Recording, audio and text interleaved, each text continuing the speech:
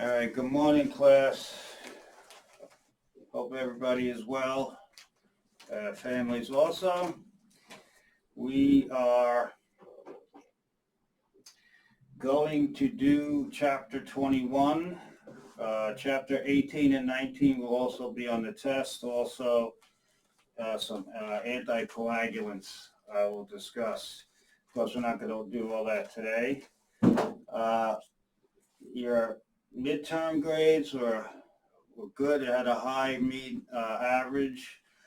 I'm not discussing the test. I don't have it in front of me anyway. I am going to look at some questions, which I will do later this evening. And there is a chance that you might get a few more points. I'm not sure yet. So I will make the decision after I review the test. I have to go through the test again, and you may get some additional points. I'm not taking away points, but you may get some additional points added. But I will not know that until late this afternoon or early this evening. So of course, you'll see it. If I change it, you'll see it reflected in the chalk board. Plus, I'll let you know that I gave you points if I don't like the questions that I'm going to review. Your ATI exam will be next week. That's next Tuesday. You will hear from the nursing department about taking the ATI. That's a percentage of this course. So just take the test. It's just like it's NCLEX format, and it's good practice. It's a good form of practice to develop the dynamics of the test taking. Okay, so for you to get your percentage towards the pharmacology course, you have to take the ATI, and the 10% of your course this has nothing to do with me. This is mandatory. 10% of your course is the ATI exam. So if you don't take it, you get 0%. So that could significantly impact your final grade. So as far as I'm concerned, as long as you take it, as long as I can get away with it, I will give you the full 10% or 10 points, same thing, towards your final grade.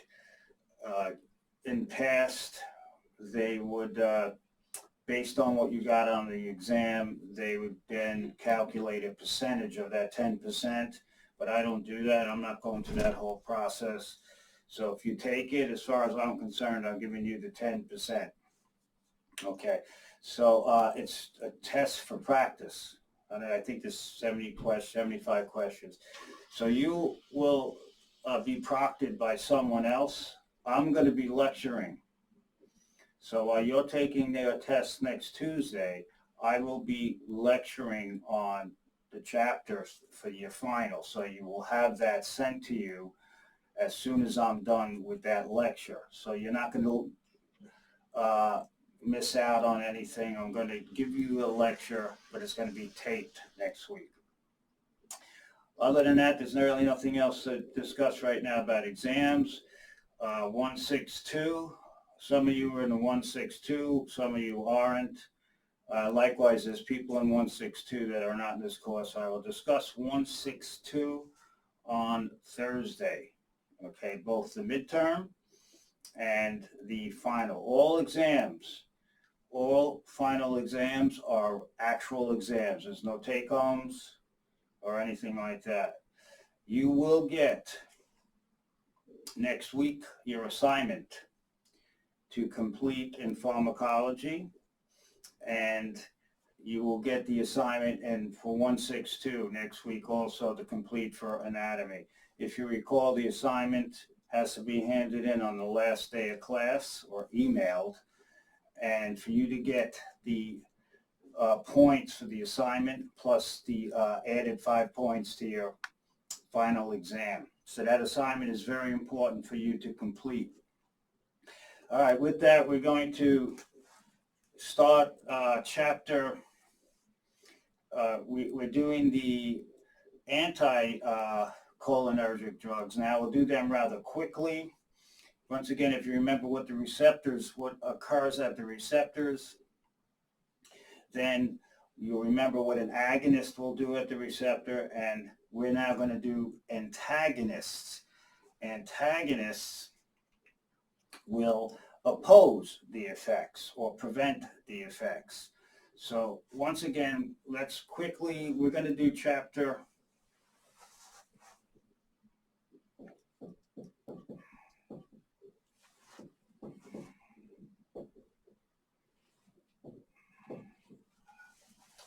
21, okay, which is the anticholinergic drugs.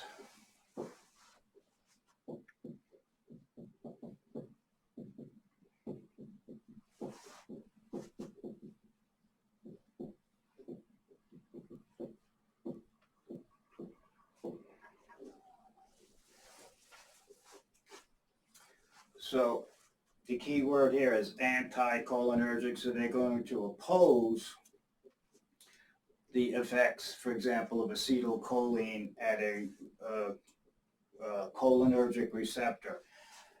On your exam, we're going to do this. We're also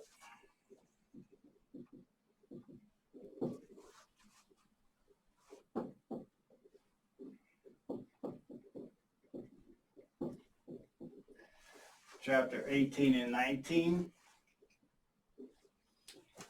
will be on your final. These are the adrenergic and the anti-adrenergic drugs. These are actually small chapters, and there's even less drugs in especially chapter 18. So we will do this, and then we're going to do some anticoagulants.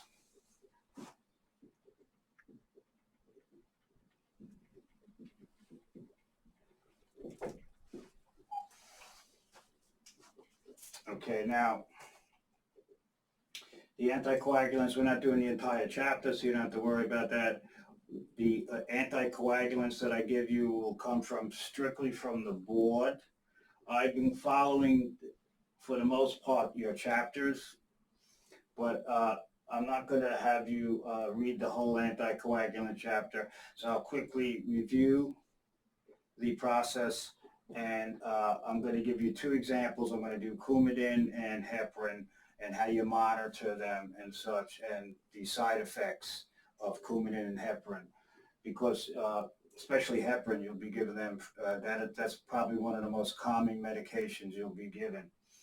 So these are the chapters that we will be covering today. We're doing the anticholinergic drugs, and we might start chapter 18, and then I'll be doing this during a tape lecture. If I have time, I'll add a little hour or so some other material to help you with your exam. I noticed that I send these lectures out, and I'm seeing many students are not accessing the taped lectures. I notice more of them are accessed when I do calculations and stuff. There's really not going to be any calculations to think of, to worry about on your final exam. Last year I had calculations. This year, because of time constraints, I pulled back on some of the calculations. So it's mostly going to be, of course, multiple choice again and some filling. All right, we're going to start.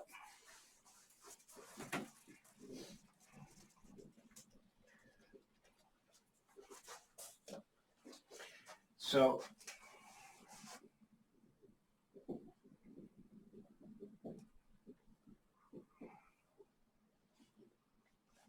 remember, we did the cholinergic drugs, the agonist. So once again, agonists stimulate or activate a receptor.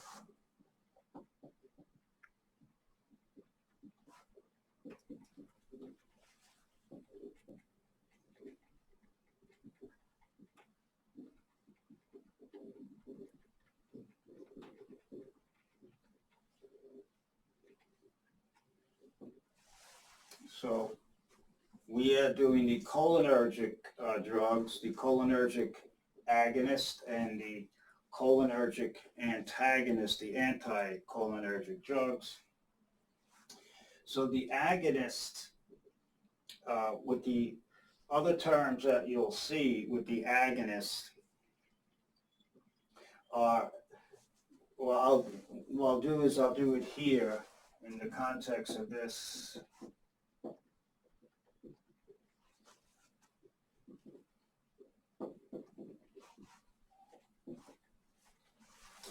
Antagonist will inactivate or block a cell receptor.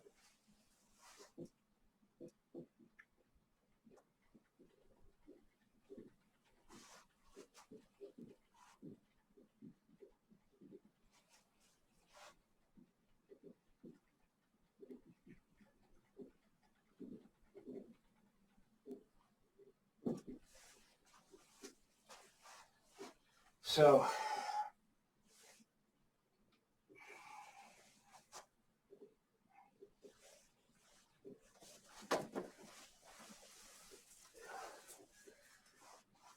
you'll see terms like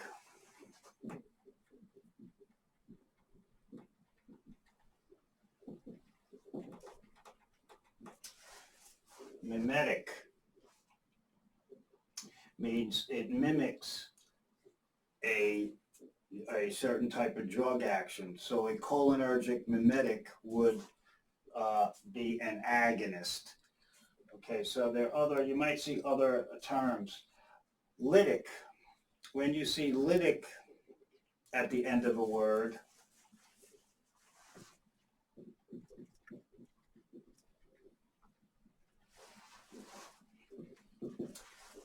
when you see the word suffix lytic, that means it's an antagonist when they're talking about a medication. It's going to impose the action. So when we do the sympathetic drugs, such as the adrenergics, we'll give you some terms, sympathomimetic, sympatholytic. So these are just some terms you might see in a pharmacology book or in your nursing book that is associated with the drug. So we'll add on some of different uses of antagonist and agonist. Another antagonist would be blockers.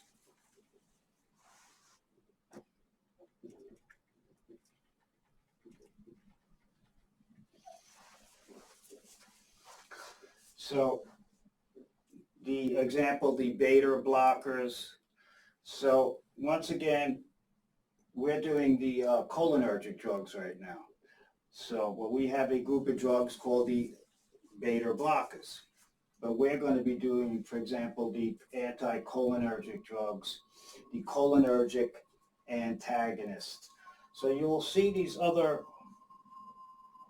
words associated with medications, and you'll see them especially with diabetic medications and things like that. But we're going to stick basically in this course with agonists and antagonists. Okay. All right, so let's do the antagonist.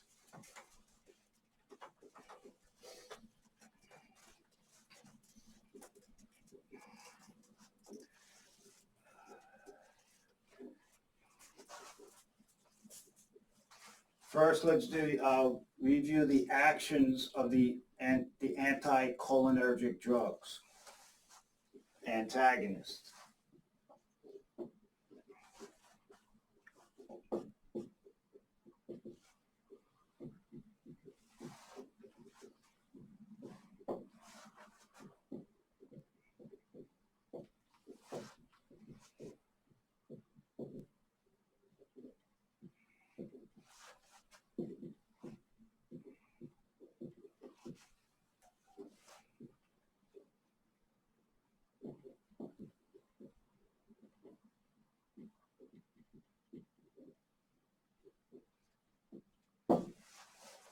So once again, if a cholinergic agonist stimulates, say, a M2 receptor on the heart, it will cause bradycardia.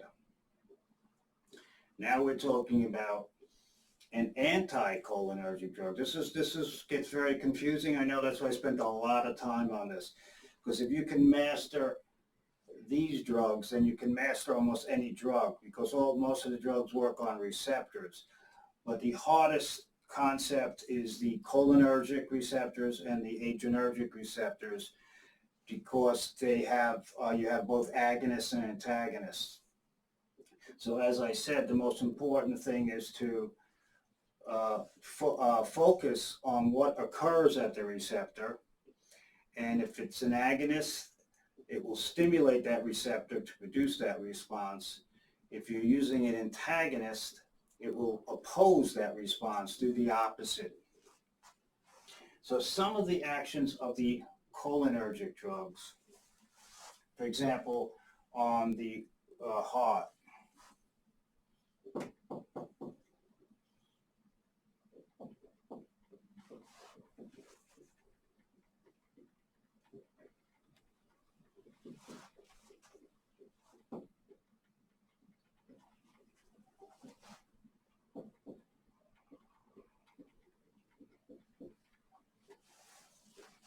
So the effects of the antagonist on the heart will be, for example, an increase in heart rate or tachycardia.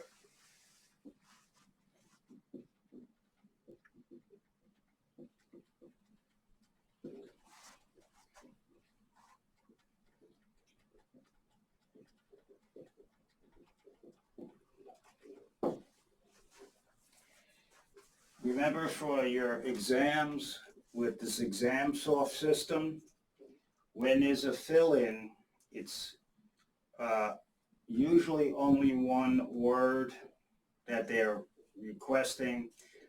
Some students, which I now have to go through the test again and all the exams, if the question, you might get the question, like if question asked, say, for example, about what a drug does to a heart, and this drug happens to increase the heart rate and will cause tachycardia. Now, in the answer bank, in the fill-in, it might only say increase. And when on the test, when you type in or put in increase heart rate, the test reads, the exam reads that as wrong. So I got to go in now because that's right. It's a right answer, but the exam, the answer bank only accepted the one word, increase. As soon as you put increased heart rate, the test read it as wrong. So now I got to go and make sure that didn't occur, and to make sure if people did answer fill-ins correctly, but it was marked wrong because of that horrible glitch they have in the exam soft, which I'm addressing. So it'll take me a while to go through the exams, but so if you're going to answer a multiple choice, not a multiple, a fill-in, try to stick to one word. I'll remind you today your final. If there's a fill-in and it only requires one word, just stick to the one word. Otherwise, I'll have to quickly go through the exam even after the final to make sure there was no correct answers that were marked wrong by the system because of the fill-in nature. So this might eliminate fill-ins eventually. All right, so you're going to have an increase in the heart rate of tachycardia. Remember the drug atropine. Atropine is vagolytic. So atropine is an anticholinergic drug. Okay, what else do these drugs do? Remember, we're doing antagonists.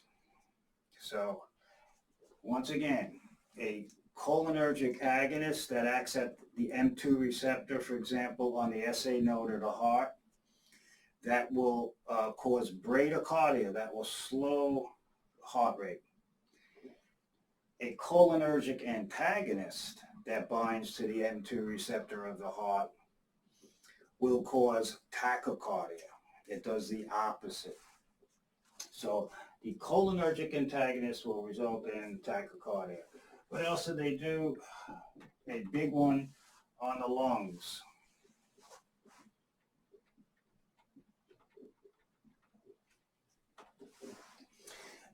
They will cause bronchial dilation.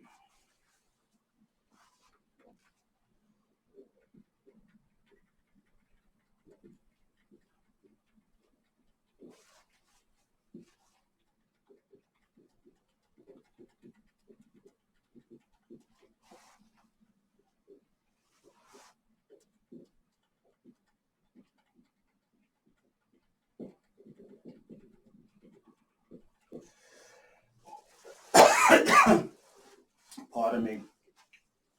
Bronchodilation.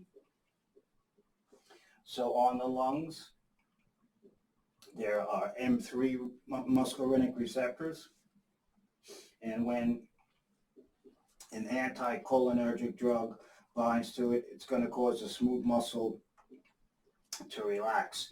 So if you recall, with agonist, you've got bronchoconstriction, and bronchodilation is going to increase airflow.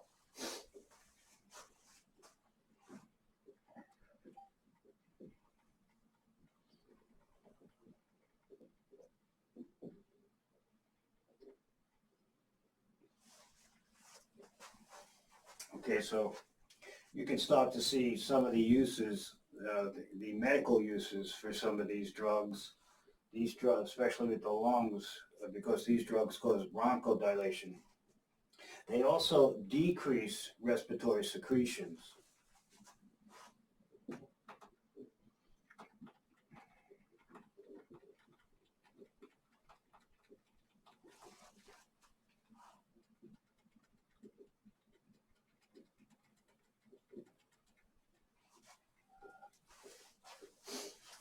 So these are nasal secretions in the upper respiratory tract. They decrease mucus production and so forth.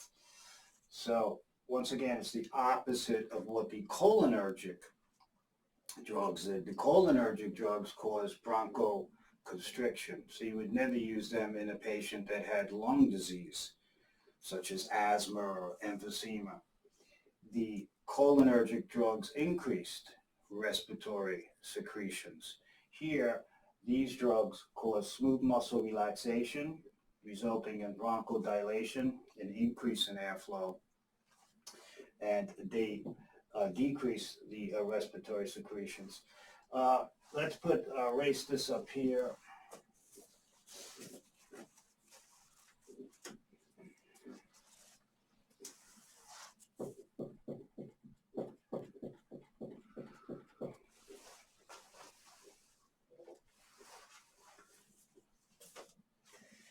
These drugs will also, how they affect the eye.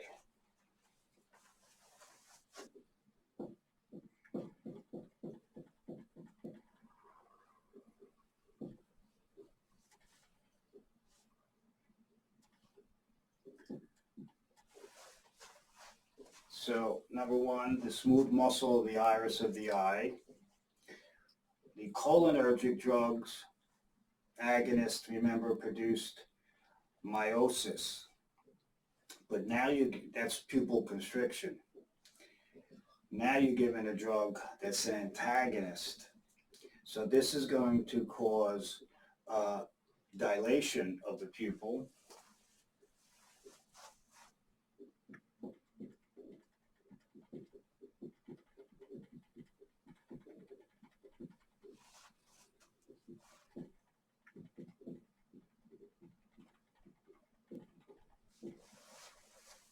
Which is called mydriasis.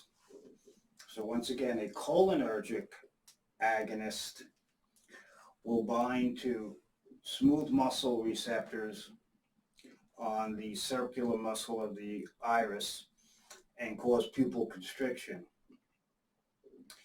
Here, you have an anticholinergic drug that will oppose that action and cause the pupil to dilate, which is called mydriasis. The second thing that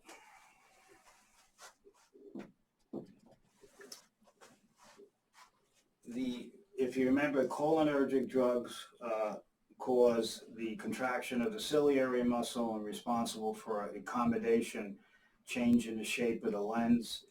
So these drugs can decrease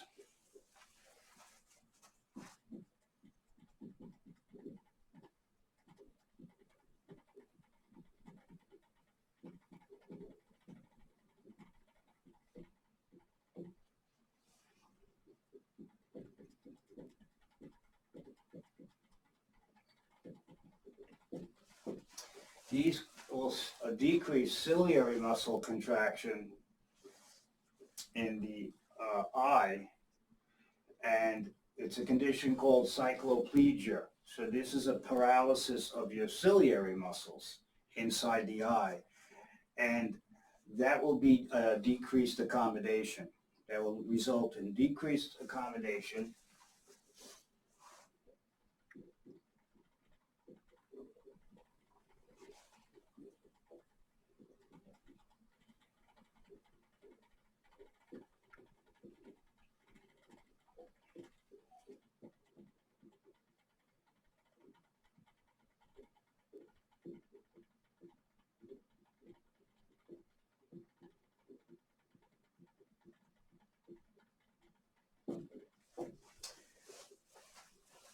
Decreased accommodation is a change in the shape of our lens. So our lens has to accommodate when we change in distance vision. We go from near distance to far distance to near distance. The lens of the eye, the purpose of the lens of the eye is to bend light so it can focus on the retina. That is called accommodation. So for example, when I bring the marker closer to me, my eyes are turning inward, my pupils are constricting, and my lens is changing shape. It's becoming more convex. That's to bend light. So it'll focus on us. When we lose accommodation, say for example, well, I wore reading glasses as I'm a child, but some of us, as we get older, the lens loses its elasticity. It can't change shape, so it can't bend light. So we have blurry vision. So what do? We wear glasses. Glasses and contact lenses take over for the lens of the eye. What do? They bend light.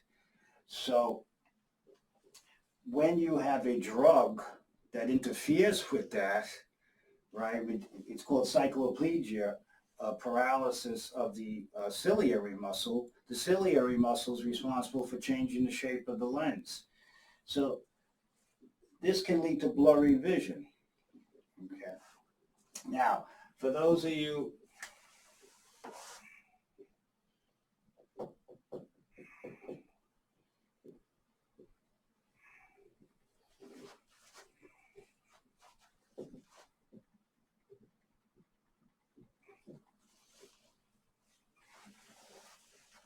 the extraocular muscles, because you're going to hear about this, I'll just give it to you now quickly. The extraocular muscles of the eye, they're outside the eyeball. They're attached to the outer layer of the eyeball.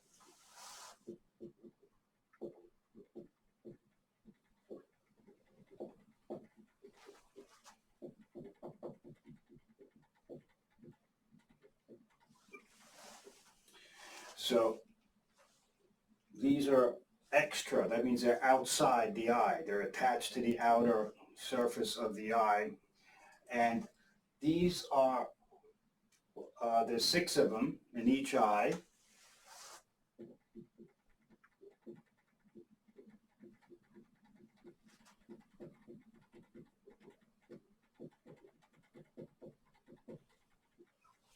And these are the muscles that move our eyeball up and down to the side. So when a doctor or a nurse practitioner has you keep your head still and then has you follow the pen or pencil or finger, what they're checking is extraocular motion, the movement of the eyeball. If you're, and one of the things is you're checking the 6 muscles to see if they're working. These are all skeletal muscle. So they move the eyeball.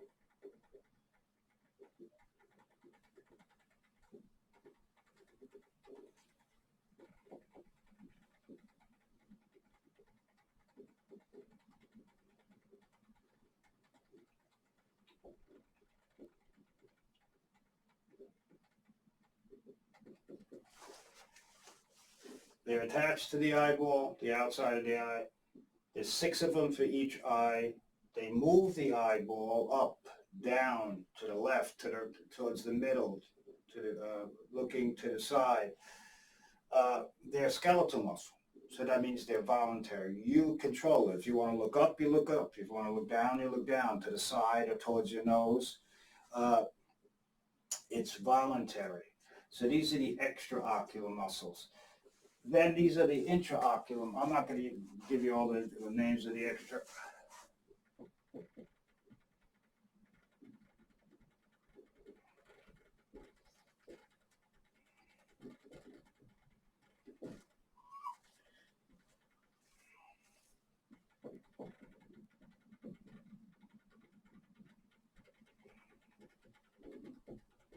They're inside the eye.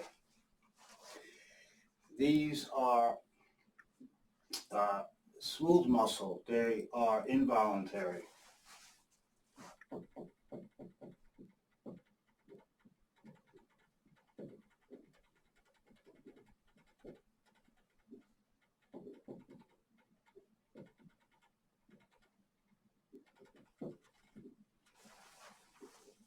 So just remember, like smooth muscle in the bronchioles of the lungs, smooth muscle on blood vessels and such. So the 2 intraocular muscles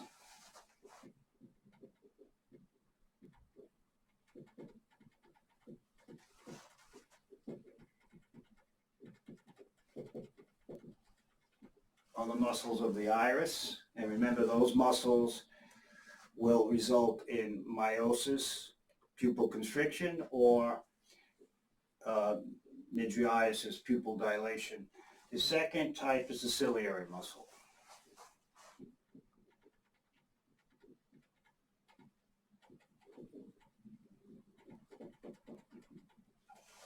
So those are intraocular. Those muscles are within the eye. The muscles of the iris control the size of the pupil, if you recall, constriction or dilation. And the ciliary muscle is responsible for the change in the shape of the lens. So these are involuntary, they're smooth, they're inside the eye. So you can see there's a difference between the intraocular muscles and the extraocular muscles. So changes in these, a weakness in these muscles can produce conditions like cross-eye and exotropia and things like that. We do see patients that one eye moves to the left and the other one might deviate slightly to the right, or where both eyes have an extreme medial convergence looking towards the nose, where the patient has the old term is cross-eyed. All right, that means his involvement with the skeletal muscles. Sometimes that's very easily corrected, but once again, the skeletal muscles are voluntary. These are involuntary. All right, so with the anticholinergic drugs result in pupil dilation, mydriasis, and decreased ciliary muscle contraction, leading to a decreased accommodation. Accommodation is a change in the shape of the lens. So you can see where if you're giving these drugs, blurred vision might be a side effect of these drugs, because once again, the side effects are usually a pronounced effect of, or an extended effect of the drug. All right, so let's see, we did the cardiovascular system, the lungs, the heart, so I'm going to erase this here.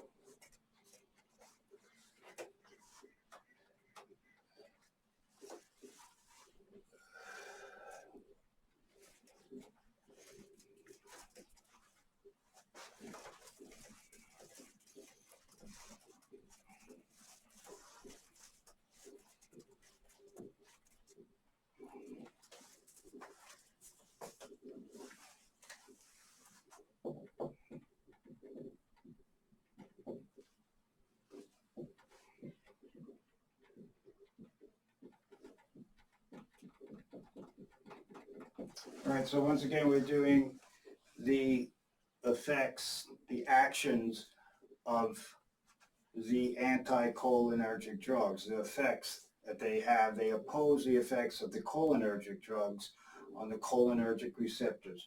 Once again, anything that's cholinergic either is a neuron that releases acetylcholine, anything, or a receptor that binds acetylcholine. A drug that works just like acetylcholine would then be called a cholinergic agonist. A drug that works or opposes the action of acetylcholine would be a cholinergic antagonist. We're now doing the antagonist. Once again, if you remember what's happening at the receptors, then it's easier to remember what an agonist will do or an antagonist will do. So we're also going to do then, what else, other effects on the gastrointestinal system.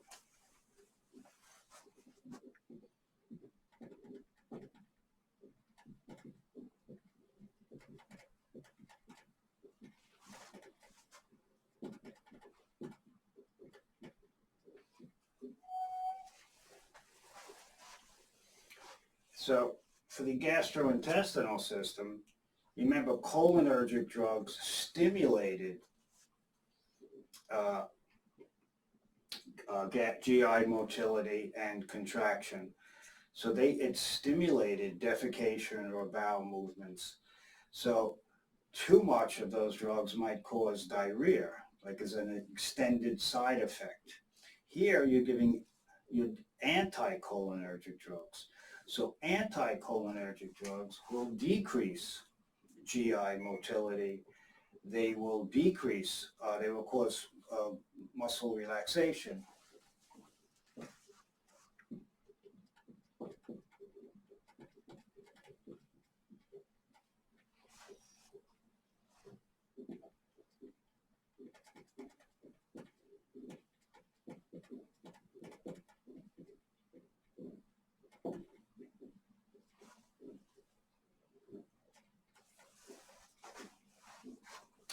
So these drugs will slow things down in the GI tract, and these drugs are very often sometimes used for diarrhea, because these drugs will decrease defecation,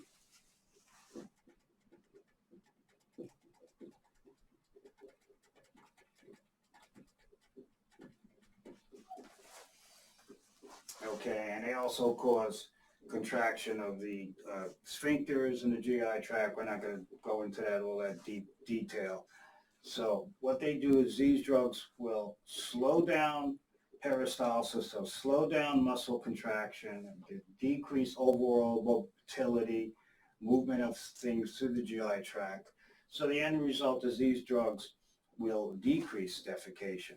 Cholinergic drugs increase defecation.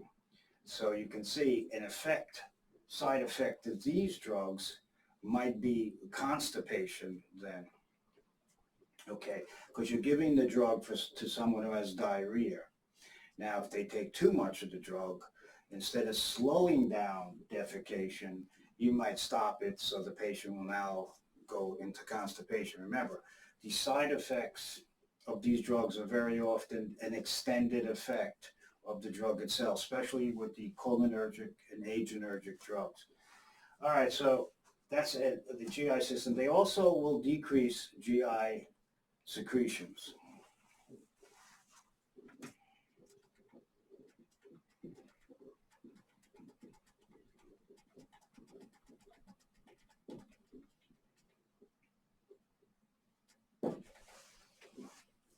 So they'll decrease mucus production, decrease hydrochloric acid production in the stomach.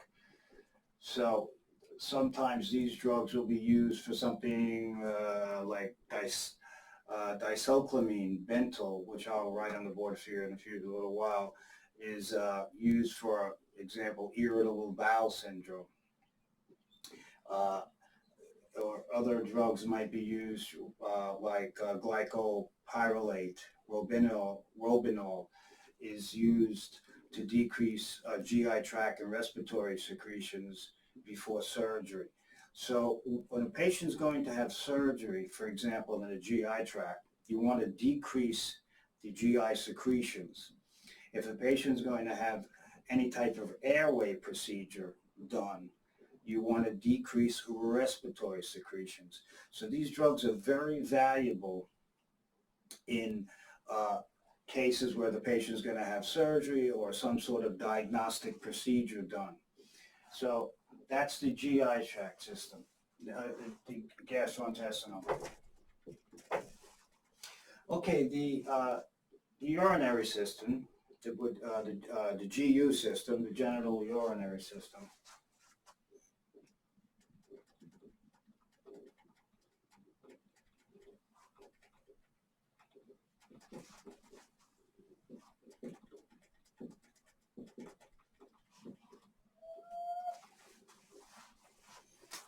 Okay, these drugs, well, we're going to just focus on the bladder right now.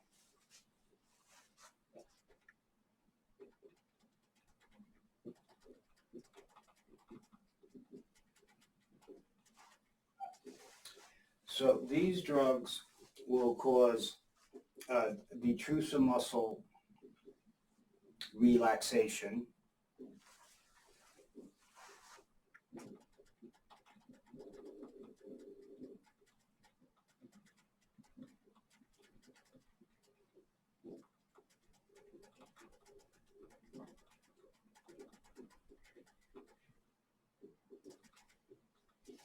Right, the detrusor muscle, once again, is smooth muscle.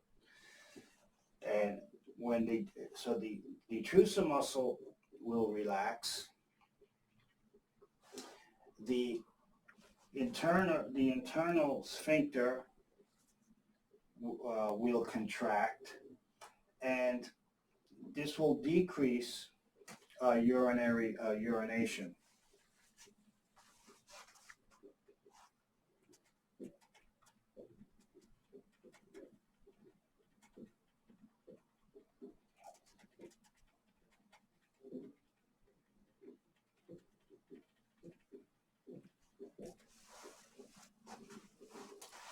So the bladder, so the detrusor muscle is a smooth muscle.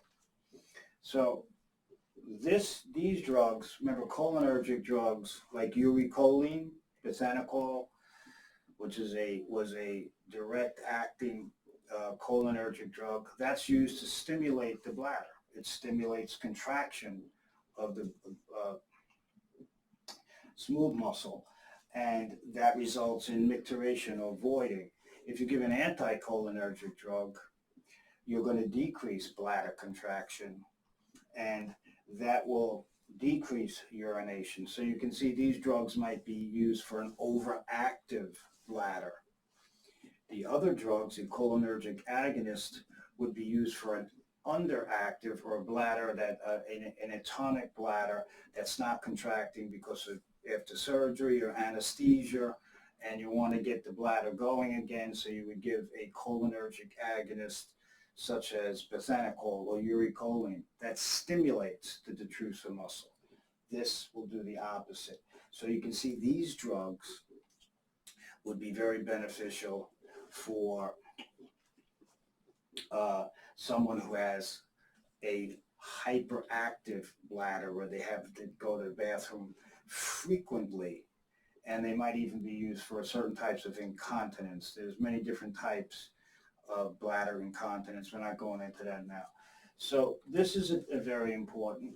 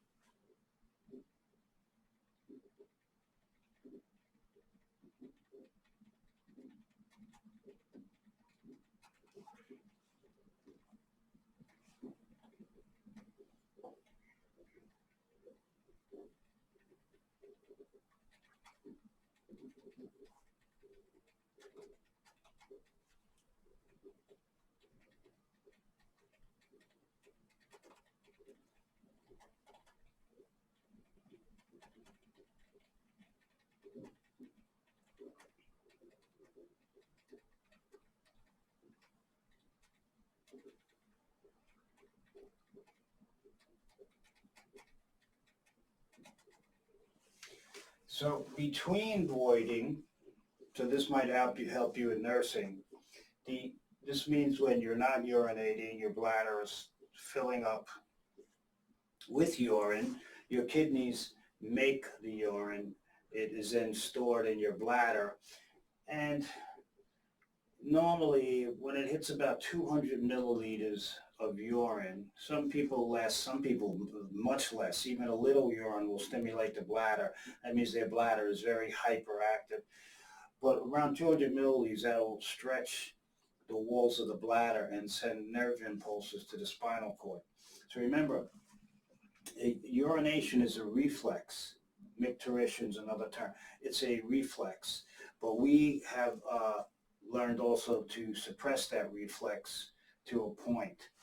And so the detrusor muscle and the external sphincter muscles, these are involuntary. These are smooth muscle.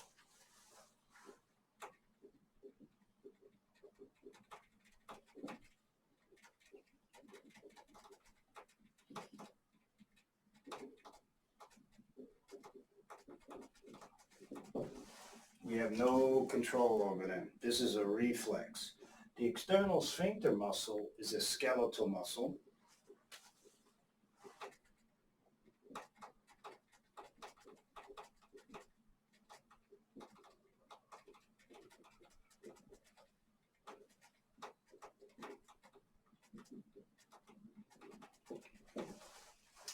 This is voluntary. And we learn as young children how to control this muscle. So this muscle is a skeletal muscle. We learn how to control that. And it's very interesting, the bladder, the physiology of voiding. If I have time somewhere down the line, I'll go into it in more detail. Usually I do it with a urinary tract infection. So next semester, when you get me for infectious disease and I do a UTI, I usually do the physiology of bladder contraction then. And it's very, it's kind of complex. It involves different areas of the brain also. So this is when between voiding. When you're voiding,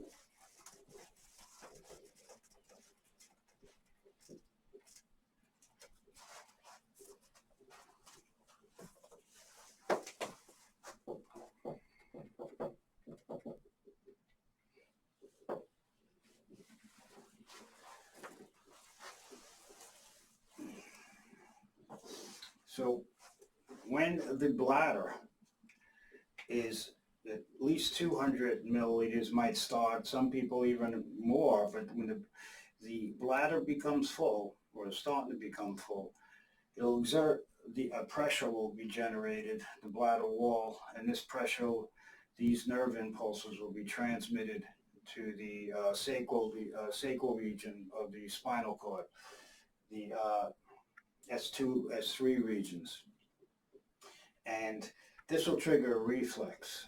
Okay, and if you're ready to urinate, in other words, if you had the sensation, but now you can get to a bathroom, whatever, then you'll void.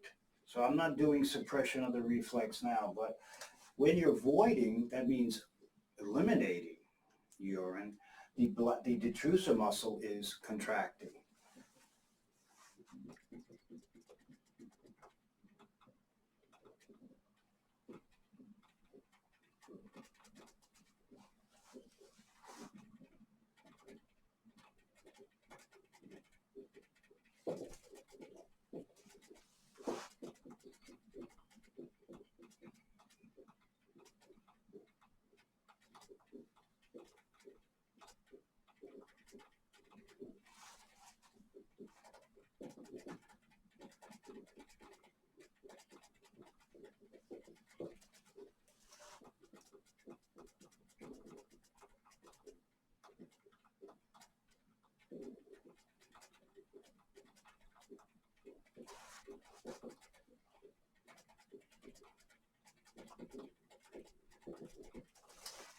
So when you're actually voiding, we're not doing a neural pathway.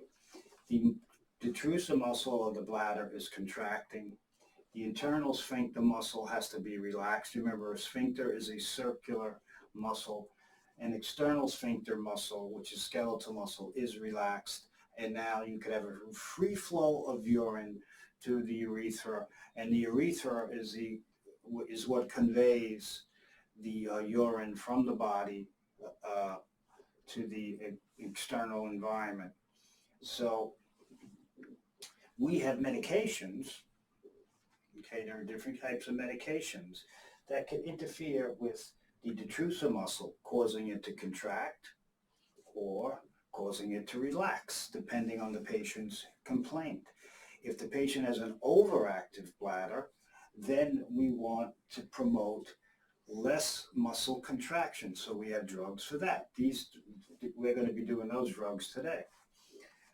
The patient has, say, a hypoactive bladder, say from anesthesia, or the woman just gave childbirth, and the bladder is a little sluggish to return to function. So a drug such as uricoline or bethanacol, which is a cholinergic agonist, will stimulate the detrusor muscle to contract. So it makes sense. If you're not voiding, the detrusor muscle is going to be relaxed.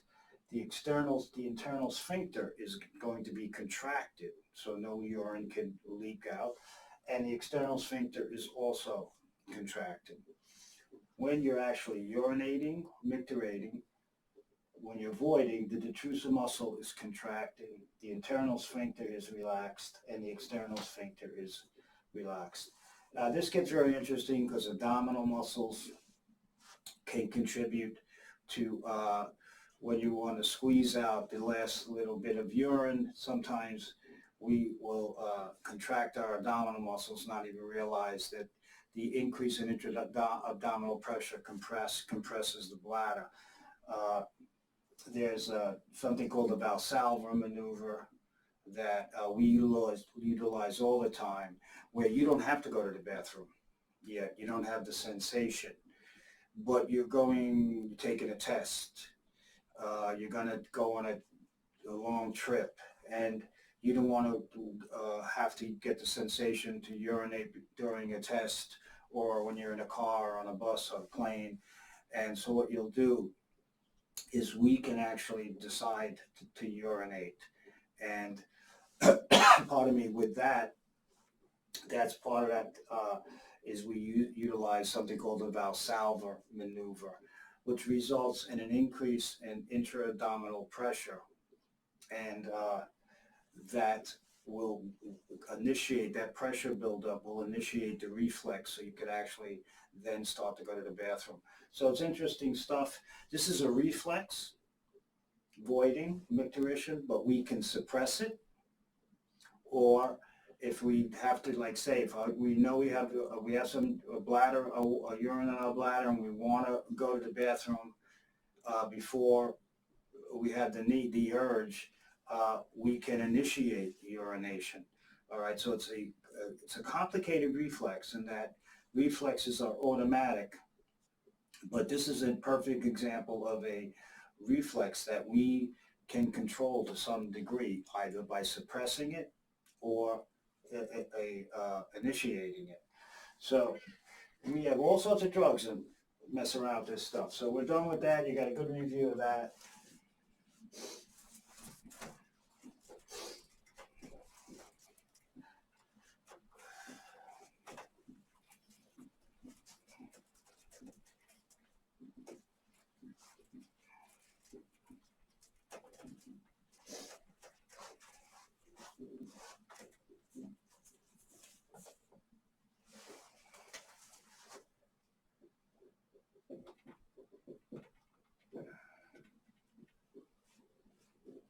Okay, how does it affect overall our glands?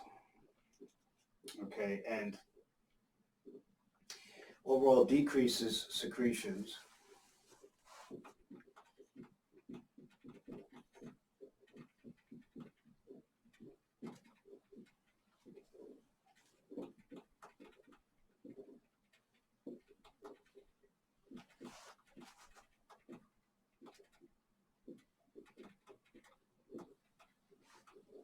Will decrease lacrimation, which is a decreased production of tears.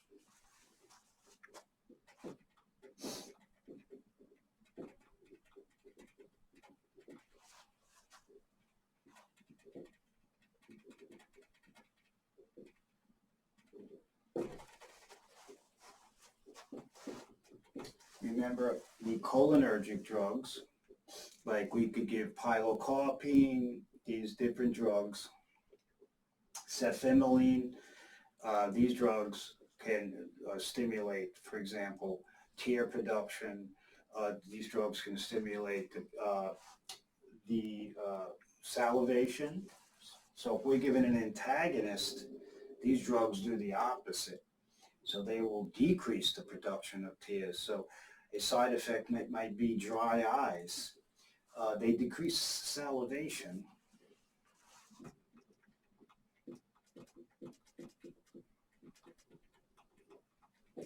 Which is the decreased production of saliva.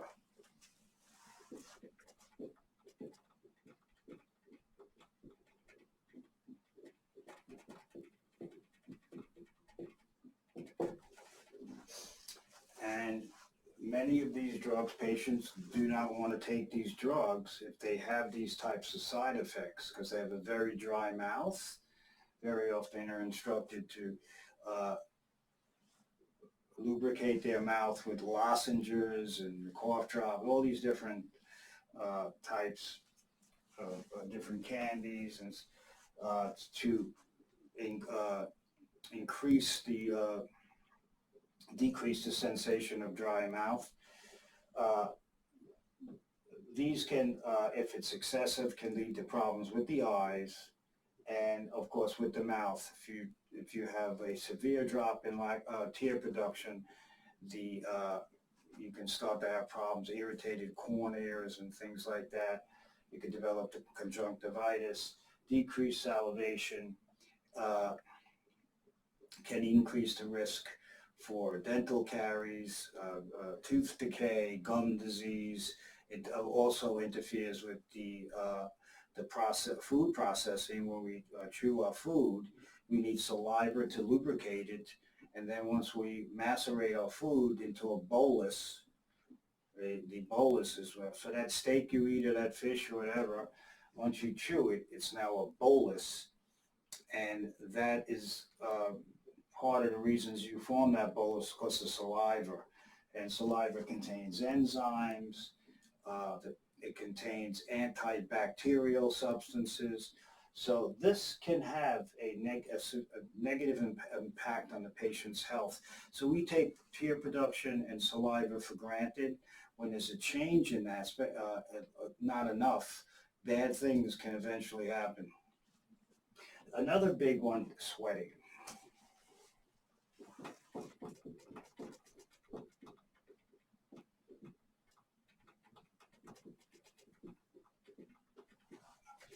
There's a decrease in sweating, in the sweat glands, and this can be dangerous. So key point to remember for the NCLEX and anything, anticholinergic drugs, some of them, their side effects, and the side effects will vary on the drug given and also the patient. But if you have a decrease in sweating, that can increase risk for overheating, increased risk.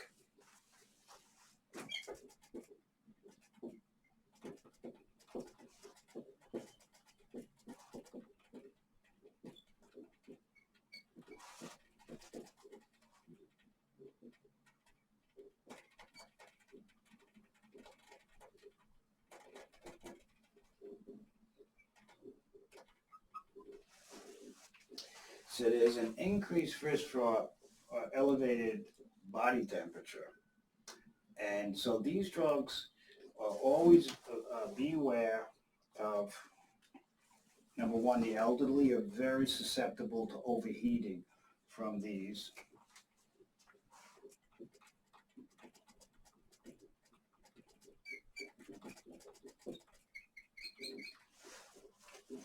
So remember the elderly, these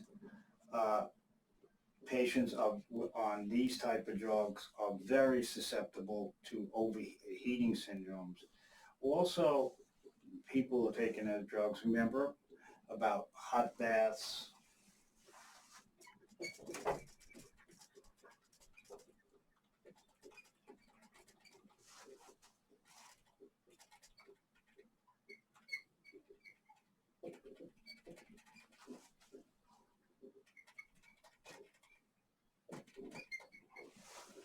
Hot baths, showers, saunas, you have no idea, unless maybe you do, if you happen to be on one of these medications, taking a very hot bath, shower, or a sauna can dramatically raise your body temperature. One of the things that happens is, of course, you have an increase in blood flow to the skin to dissipate heat loss because of cutaneous vasodilation. Another thing that will happen is increase in sweating. The sweat glands will go into high gear. So if you knock out sweating, patient's body temperature can go up dramatically. Sweating is a major mechanism to eliminate body heat. Okay. Also, be aware when you're on an anticholinergic drugs, you have to warn the patient about hot environments. And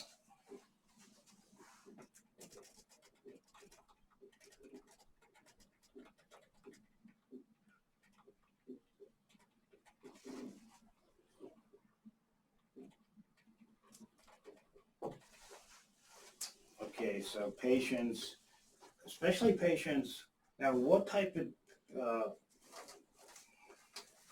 patient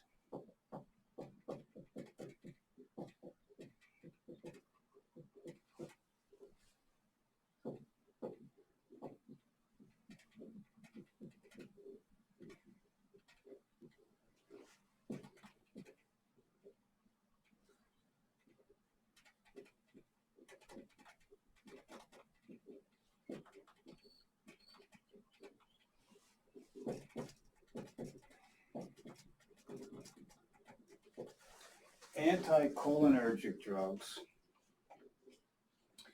vasodilator drugs can increase. Now, vasodilator drugs are used for high blood pressure. Vasodilator drugs are used, for example, angina pectoris, cardiac, when you have cardiac ischemia. And anticholinergic drugs decrease sweating. Vasodilator drugs can cause a vasodilation, which can drop blood pressure, but also may increase blood flow to the skin, and now you have a drop in blood pressure, but you also have a dramatic increase for heat, overheating.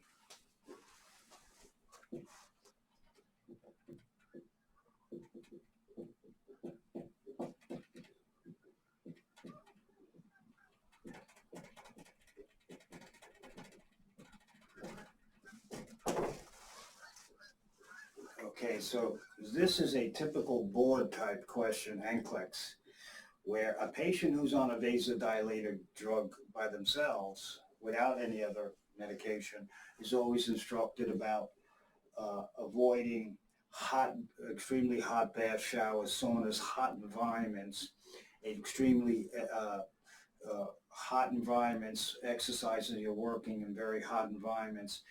Patients on anticholinergic drugs are educated the same. Now, if you're a patient that's on an anticholinergic drug and a vasodilator drug for whatever reason, this can dramatically increase the patient's risk for overheating. And overheating can have some serious consequences. So don't forget that with these drugs, they decrease sweating and they therefore carry with them a risk for elevated body temperature. The patient has to be educated on situations in which their body temperature would normally go up. And if you can't, if you lose a mechanism to bring your body temperature down, your body temperature is even going to go higher. All right, so we're going to, these are very important points. Okay, so let's continue.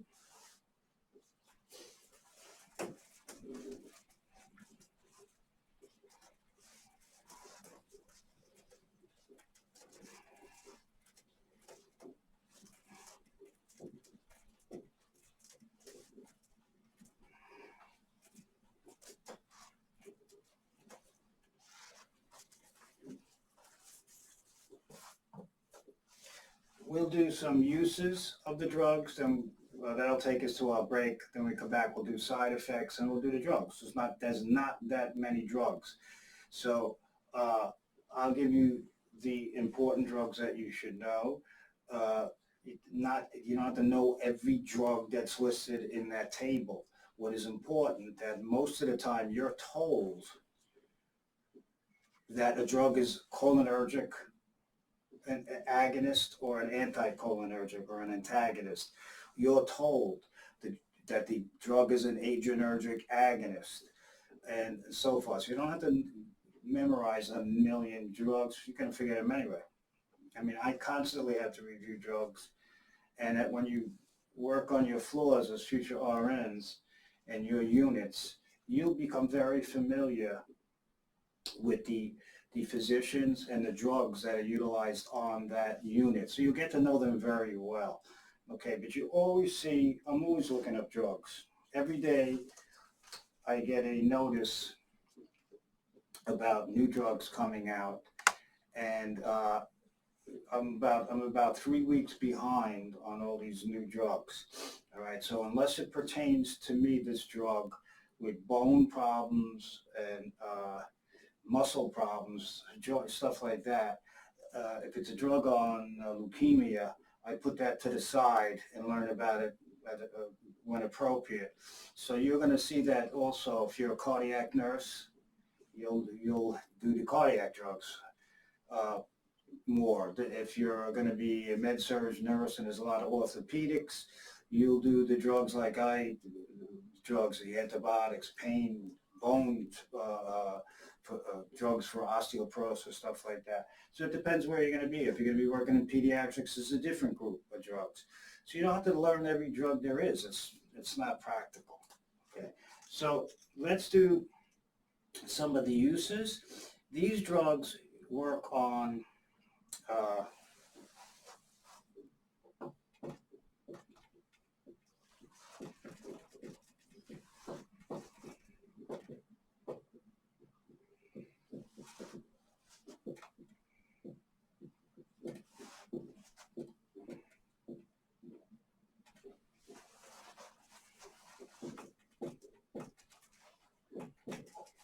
Okay, so some of the uses for these anticholinergic drugs. One is respiratory conditions.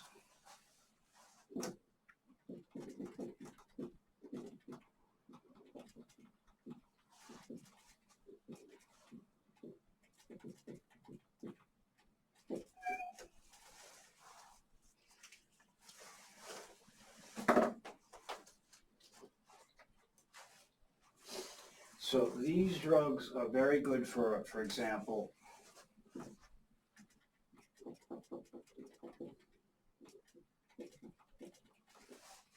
COPD, which is chronic obstructive pulmonary disease.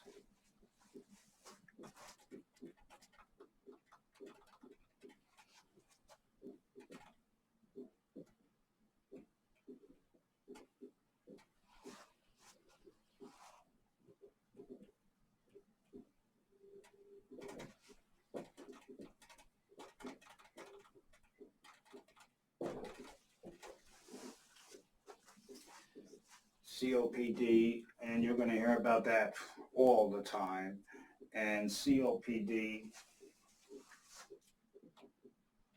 the components of COPD are chronic bronchitis,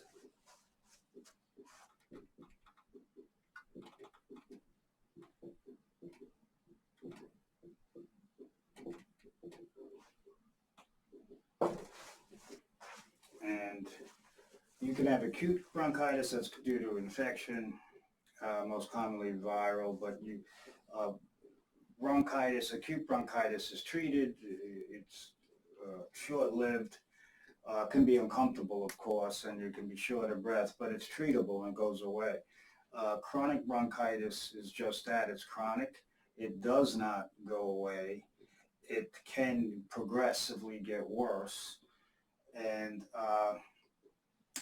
part of the definition or the diagnosis is derived from a chronic productive cough over 2 months is one of the diagnostic criteria. I'm not doing the pulmonary function test, but chronic bronchitis is a constant cough with mucus and sputum constantly coming up, and it's a chronic condition. So know the difference between chronic and acute. Acute is curable, and very often curable very quickly. The patient rests, medications, fluids, you have it, it's gone. Chronic bronchitis, for example, if you're a smoker, chronic long-time smoking can lead to chronic bronchitis. That does not go away. It gets worse. So we have medications to try to keep it from progressively getting worse and keeping it as mild as possible. So some of these drugs are used for chronic bronchitis, which is a component of COPD. The other, of course, is emphysema.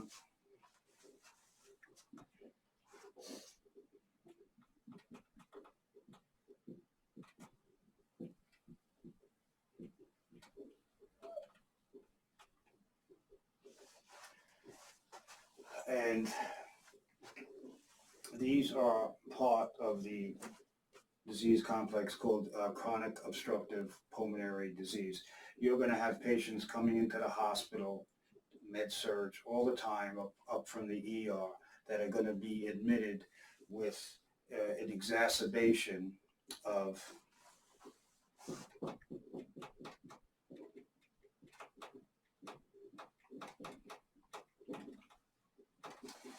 exacerbation means a sudden increase in the severity of a disease. So it's somebody will have, it'll say exacerbation of COPD. That means this patient has COPD, but for some reason they might have a viral infection, they might have a superimposed pneumonia. There's an exacerbation of the COPD. It's worse.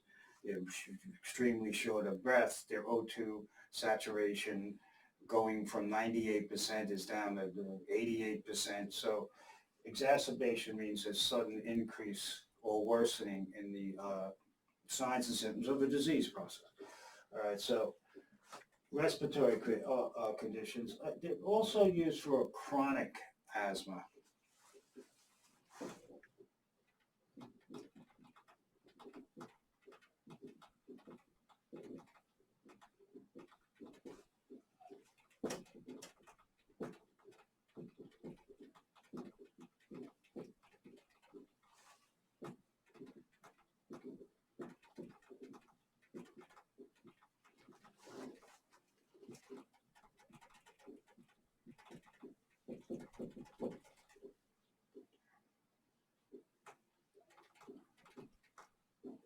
These are not used for acute asthma attacks.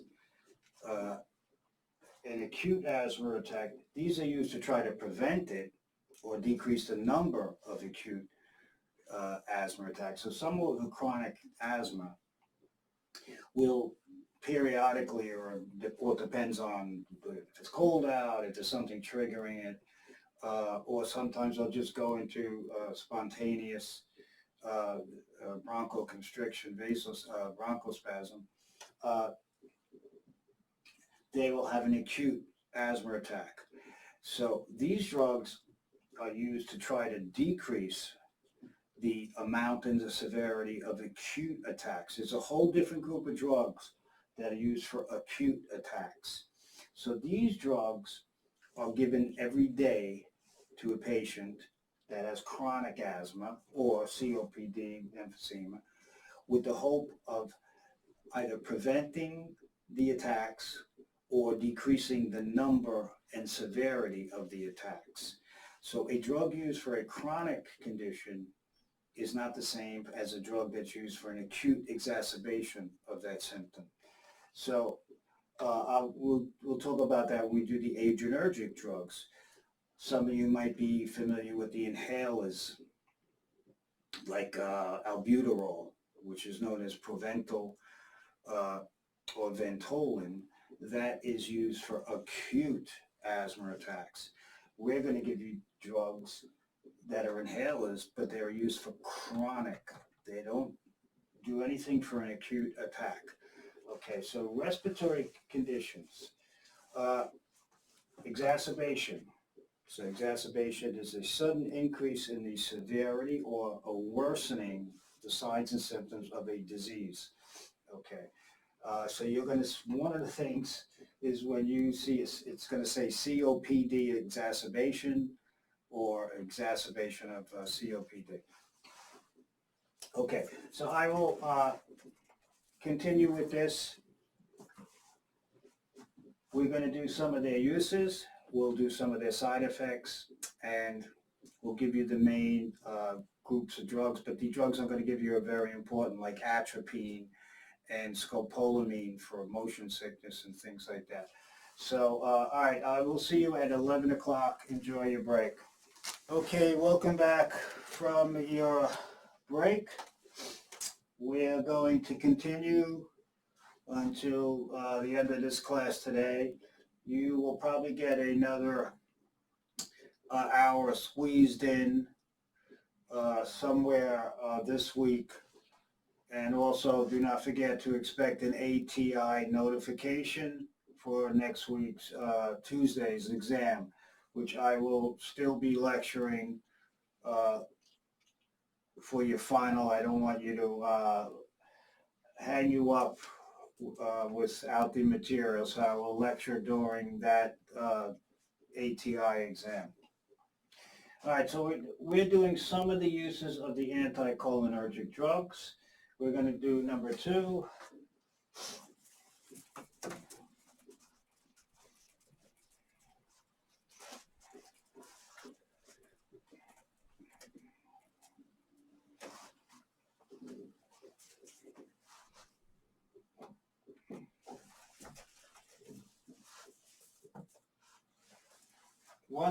Another use for these drugs would be used for severe bradycardia or ventricular asystole. So these drugs are used in cardiac emergencies.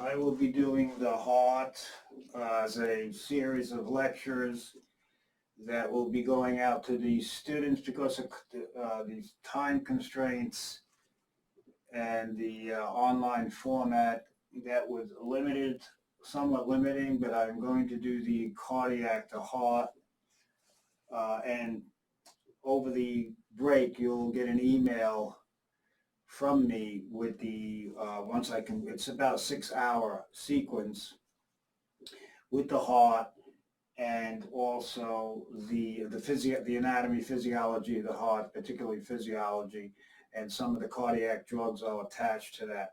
So the 162 class will get, mostly all the students will get it, and including the 162 class. So that will be coming. I'm still finishing the latter part of that lecture series.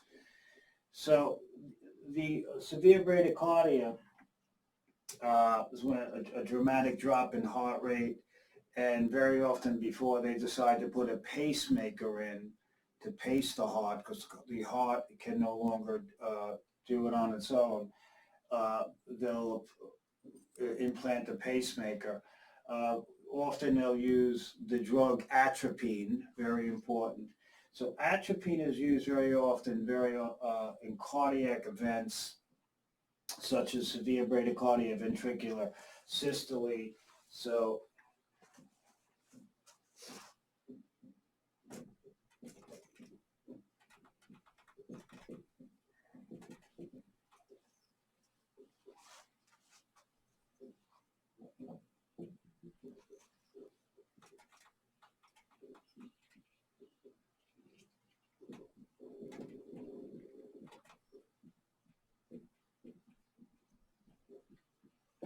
sometimes atropine is considered vagolytic. It's the same thing as anticholinergic.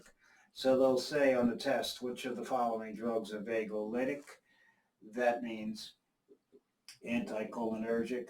So one of the things atropine, of course, will be used for definitely is a bradycardia, where the heart rate is dropping so low the heart can't maintain cardiac output. So very often they will administer atropine to the patient before pacemaker.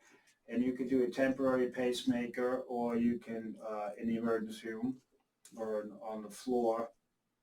And then the patient will then be scheduled if needed for a permanent pacemaker. So this drug, particularly atropine, is a drug that is used in certain types of cardiac problems. Another use for these drugs, okay, is to use for overactive bladder.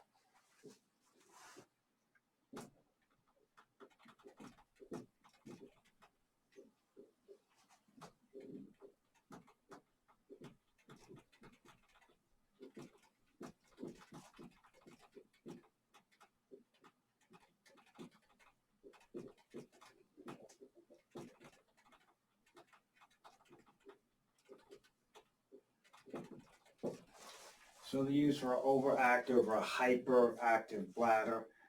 There are many reasons why you have bladder problems. Some of them are anatomical, some of them are neurological, some of them are actually related to various types of dementias. But common use of these anticholinergic drugs is to decrease bladder contraction. So they would be used for overactive bladder. And after we do this, we'll tell you who should not get these drugs and some of their side effects. Number 4 is these drugs will be used for constipation. Diarrhea, pardon me.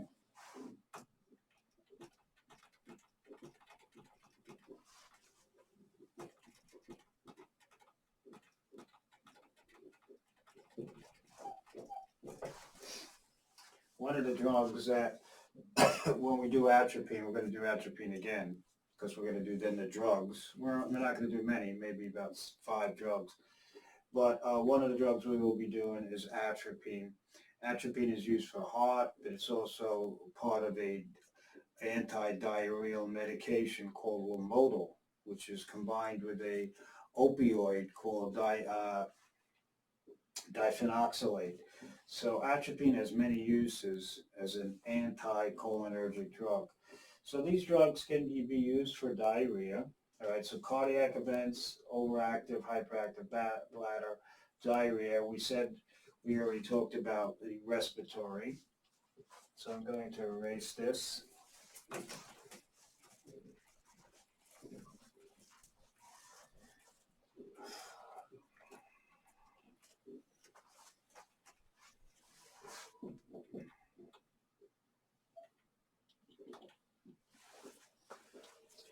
These drugs can also be used to decrease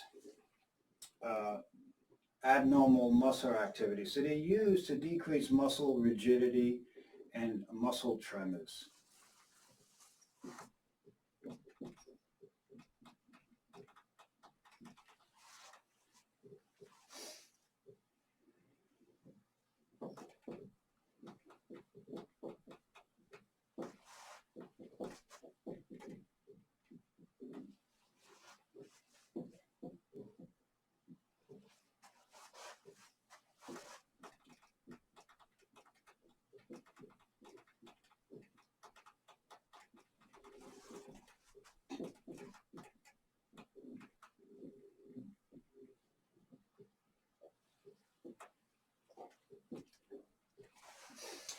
So the one big drug that I'll put it here and is benztropine. It's called Cogentin. And so the anticholinergic drugs are used to decrease tremors, muscle rigidity, and other movement disorders. And some of the things, movement disorders, for example,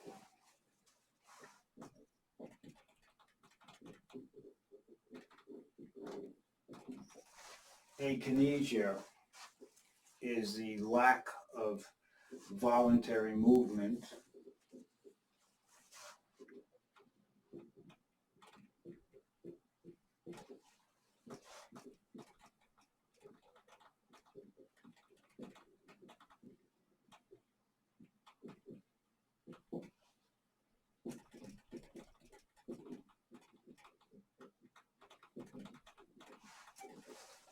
Dyskinesia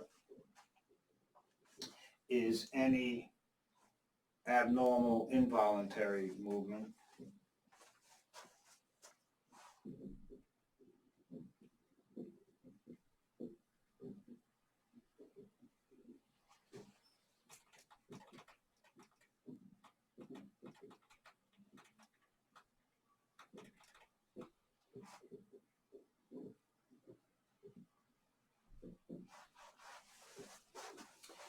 So these are some, you might see the term ataxia.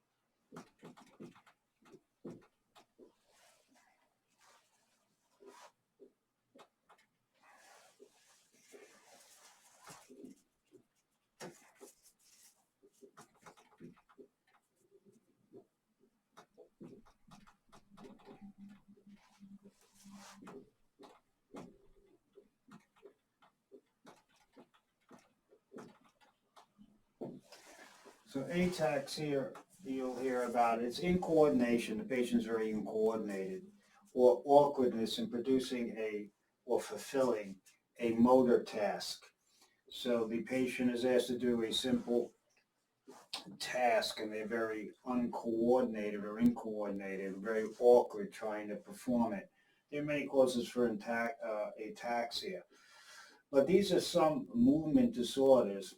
But a big one for what is a tremor?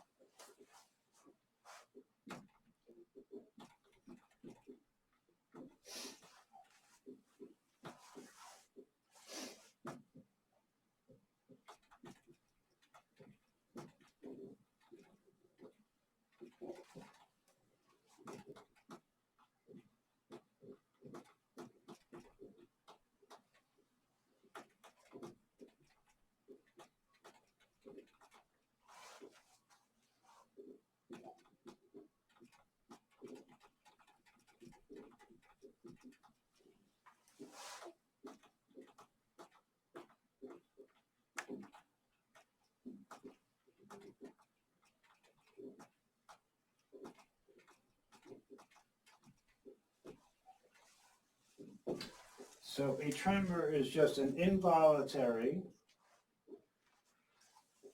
purposeless, has no purpose, contraction, relaxation of opposing muscle groups. Some books call it like an oscillation going back and forth. So what is a tremor? Good is, here's the flexor group of forearm muscles, here's the extensor group, and with a hand tremor like this, the flexor group contracts while the extensor group relaxes. Then all of a sudden the flexor group relaxes and the extensor contracts.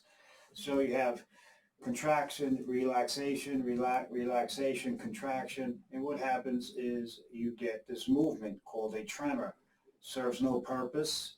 It's involuntary. The patient cannot control it, uh, depending on how severe the tremor. And an example of a tremor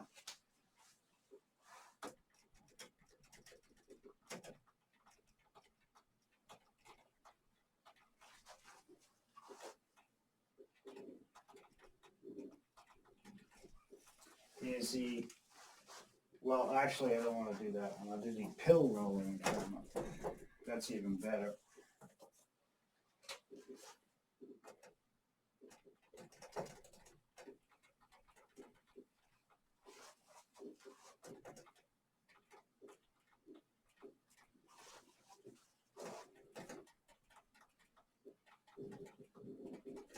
So the pill rolling tremor, it's a resting tremor. I put in parentheses at rest. And this is when you see this type of movement. It looks like the patient has like a pill between a capsule or in their hand, their fingers, and they're rolling it. So it's called a pill rolling tremor. And this is a tremor at rest. It disappears when the patient actually starts to do something. And this tremor is very often seen in Parkinson's disease.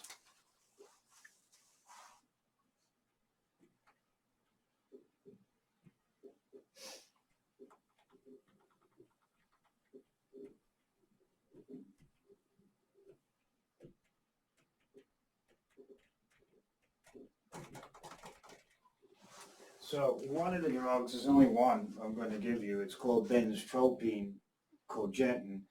That's used in Parkinson's, not for the dementia that may be associated with Parkinson's, but because of the abnormal muscle movements like tremor and muscle rigidity. So these are some examples of movement disorders: akinesia, lack of voluntary movement; dyskinesia, any abnormal involuntary movement; ataxia is incoordination or awkwardness of performing a specific motor task. Patients are very not coordinated, incoordinate. Tremor is and there are many types of tremors. There are action tremors, there are resting tremors, there are fine tremors. There's all different types of tremors that we're not going to go into for time constraints. But what causes a tremor is abnormal muscle activity. We have two groups of muscles that work together, one group first contracting, the other one relaxing, then the first group relaxing and the other one contracting, and that's what produces the movement of a tremor if we're talking about a hand tremor. Okay, an example would be the pill rolling tremor. That's a resting tremor seen in the disease, the neurological disease, Parkinson's disease. So that is another use for these drugs. So I'm going to erase that. There's all sorts of terms. I'm assuming, I hope that your nursing instructors would go into some other terms: bradykinesia, dystonia, all these different chorea, all those different movement definitions associated with movement disorders.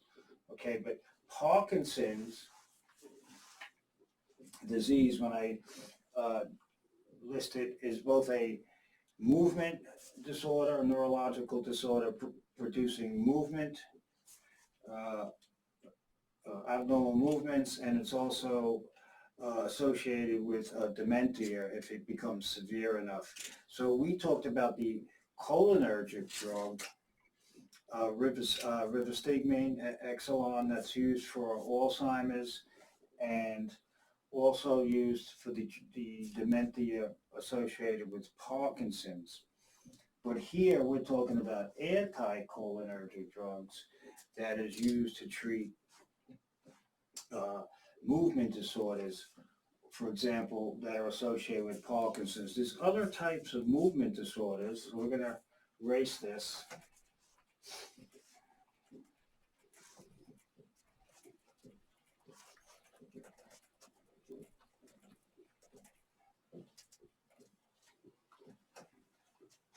So specific, excuse me,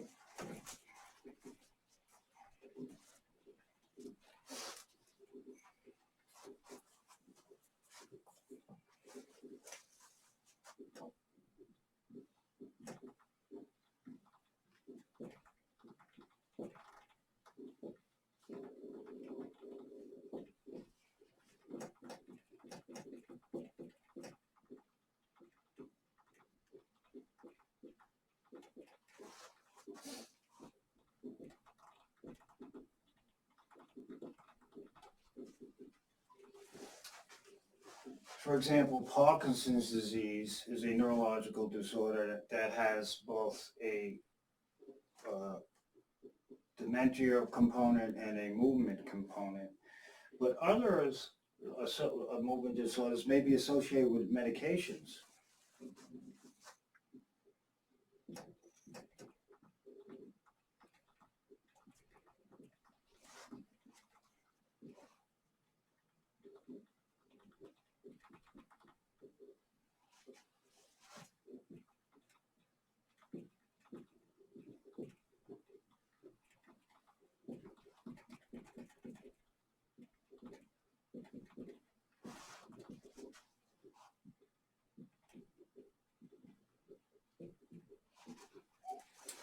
So there are many medications. I'm sure that your psych professor will go over this. The extrapyramidal system is a motor system that is responsible for controlling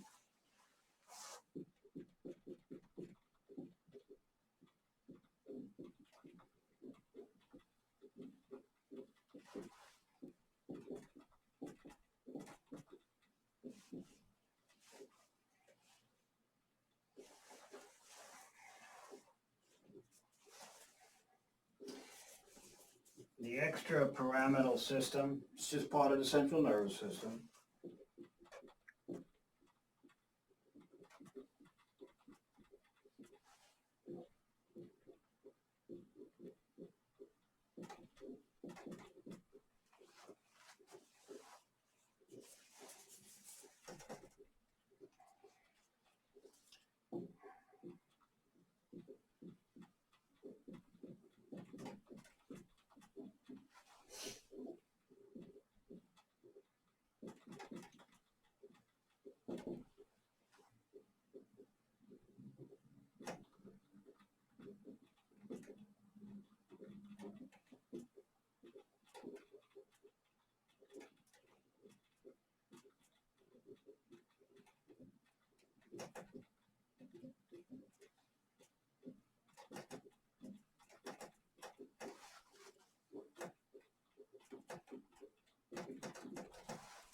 So this is a part of the central nervous system that is responsible for controlling balance, posture. Posture is due to muscle contractions, balance, and it coordinates programmed muscle activity. So it makes sure things like throwing, the act of throwing, certain dance movements, running, swimming, these movements are all highly coordinated in the brain, and they have to be carried out in a special sequence. So when you're throwing, it's a nice smooth uh, function, and it doesn't, not jerky, And the reason it's not jerky is because of the extrapyramidal system. So this fine tunes when you decide to move your arm or leg. This fine tunes the entire process, so it's a smooth process. When you have problems with this system, many medications can produce this. This can result in uh, abnormal movements.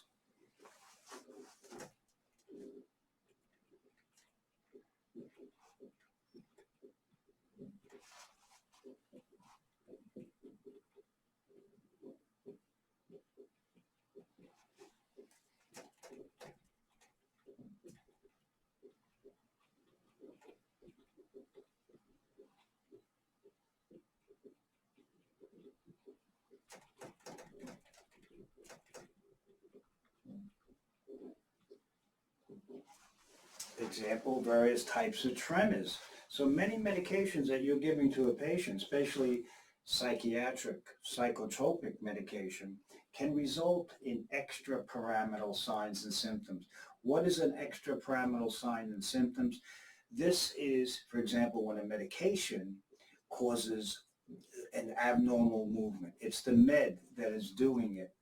So tremors might be a sign of a extrapyramidal. Some of you might have heard of something called tardive dyskinesia.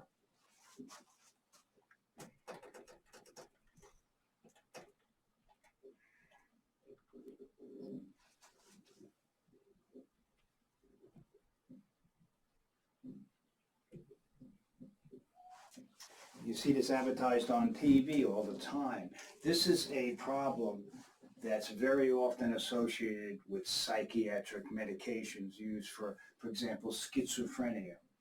And the patient starts to develop, and sometimes this is irreversible, these abnormal movements like lip smacking, tongue coming out, facial grimacing, all these different uh, bizarre movements of their hands or their feet. And this is called tardive dyskinesia. And this very often results from different types of medications. And so this is a movement disorder. So sometimes if a patient has Parkinson's disease or another condition that interferes with the extrapyramidal system, for example, some medications, they will be given a anticholinergic drug to try to reduce these signs and symptoms. So the anticholinergic drugs decrease tremors, they decrease rigidity, they decrease dyskinesia, all these abnormal movements. And there's one drug that's commonly given, I'm going to give it to you when we do the medications. Okay, so once again, the extrapyramidal system is in the central nervous system, more specifically in the originating parts of the brain and traveling down the spinal cord. So it's part of the CNS. It's responsible for controlling posture, balance, and overall coordination of programmed muscle activity. So if you have problems with this system for whatever reason, you're going to see all sorts of abnormal movements by the patient, tremors, lip smacking, tongue coming, sticking patient, they can't control it. And that would be, for example, tardive dyskinesia. So by giving an anticholinergic drug, it's called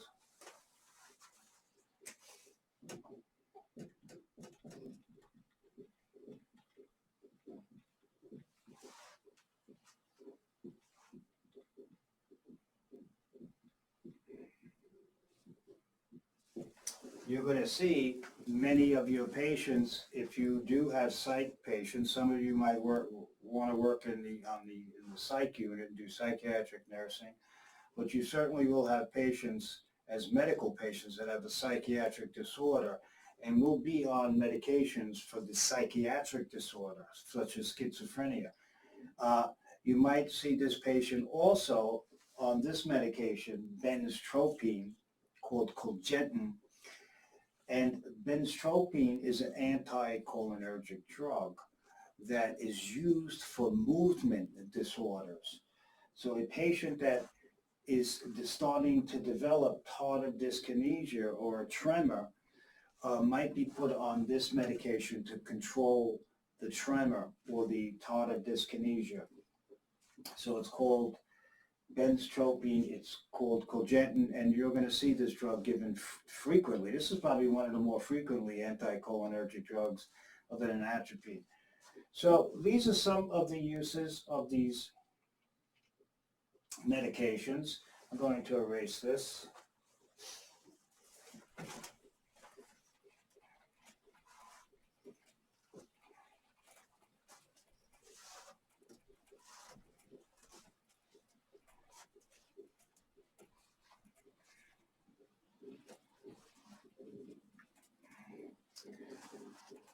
Okay, let's do some of the side effects because the medications, I don't get to finish I'll list the medications when I extend this out a little.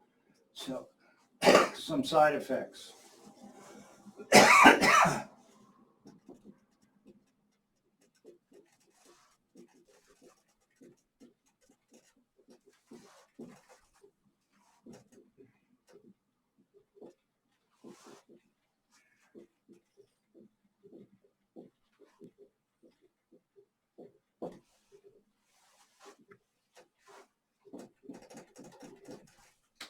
Okay, so here is some of the side effects. These are some of the big ones you just should be aware about.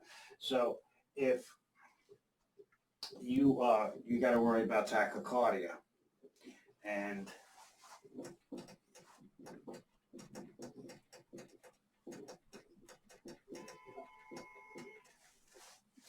you're using the drug to increase the heart rate, but now you increase the heart rate way too high.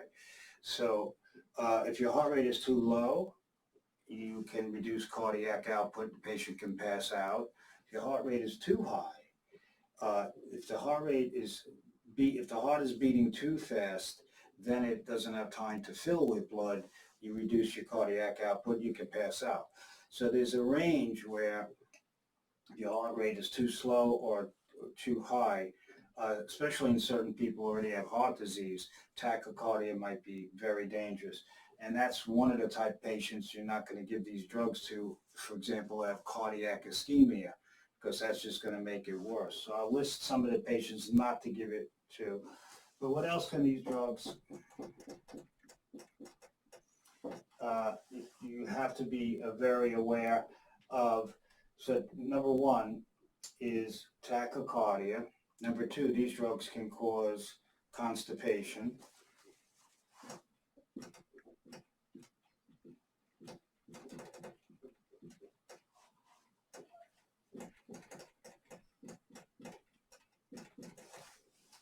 These drugs, remember, can, because of decreased sweating, they can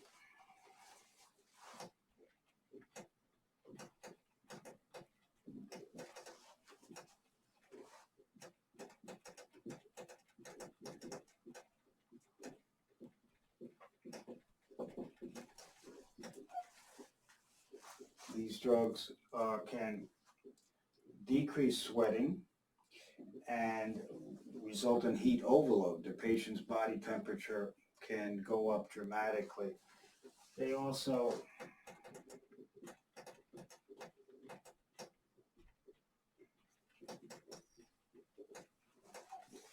decrease lacrimation and can result in dry eyes.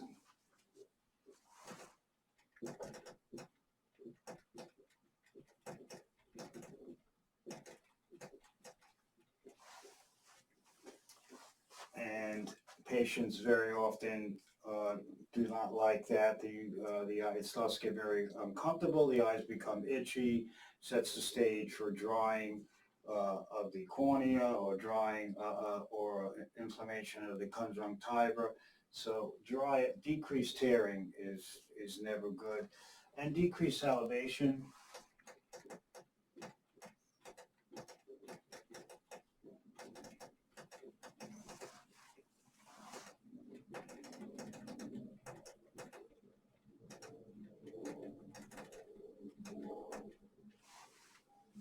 a dry mouth.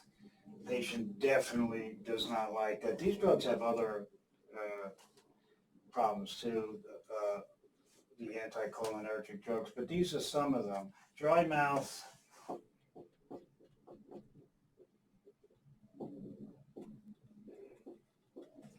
is the general, it's a medical, there are many causes for dry mouth, but xerostomia is dry mouth.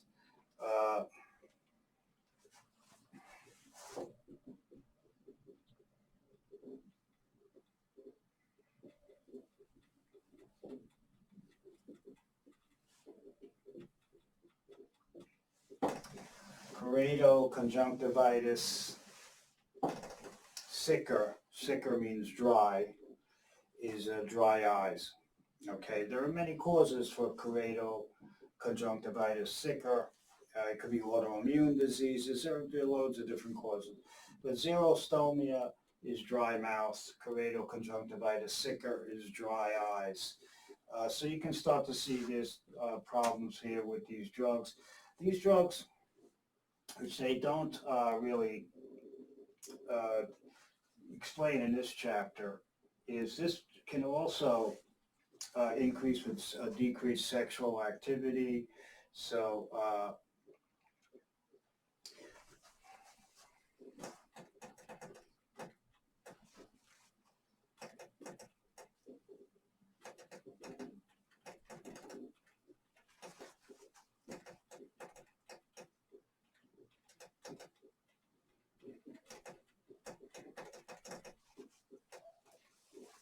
many drugs will interfere with either, this is both in female and male, so, but for right now, I'll refer to a male, will decrease the ability to obtain an erection or maintain an erection or decrease the ability to ejaculate.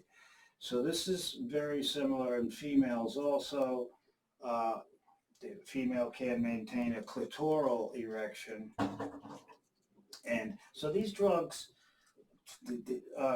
they have wonderful uses. They do wonderful things, but their side effects can lead the patient to say, to hell with this, I refuse to take the drug. I have to get off this type of medication. So these are some of the side effects. A big one, before we move on to who not to give it to, and then we're coming close to the end. But let's do another one.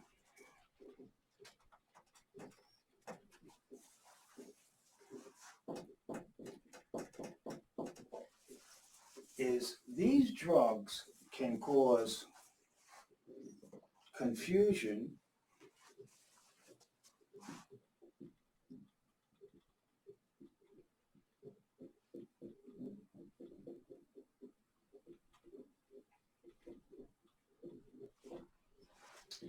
hallucinations, and a big one for Yanklex.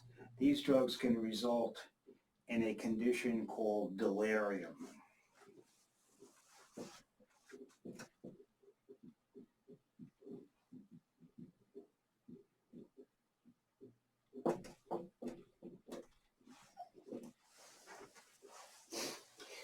Delirium is very often not picked up by the doctor or the nurse, but a good doctor and a good nurse will recognize what delirium is. The components of delirium are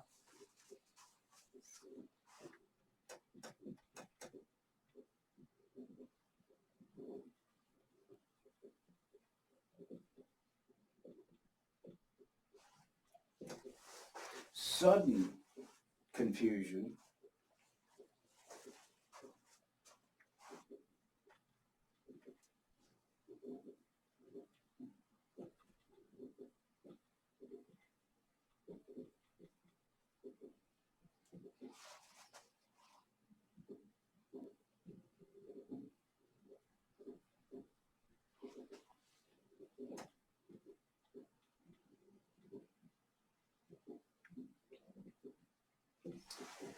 a decreased ability to concentrate and pay attention. The patient can't maintain a coherent thought. They're all over the place. Uh, they can't they can't concentrate. They can't listen to you. They're all over the place. They can't pay attention. Uh, and there's often increase in sympathetic activity.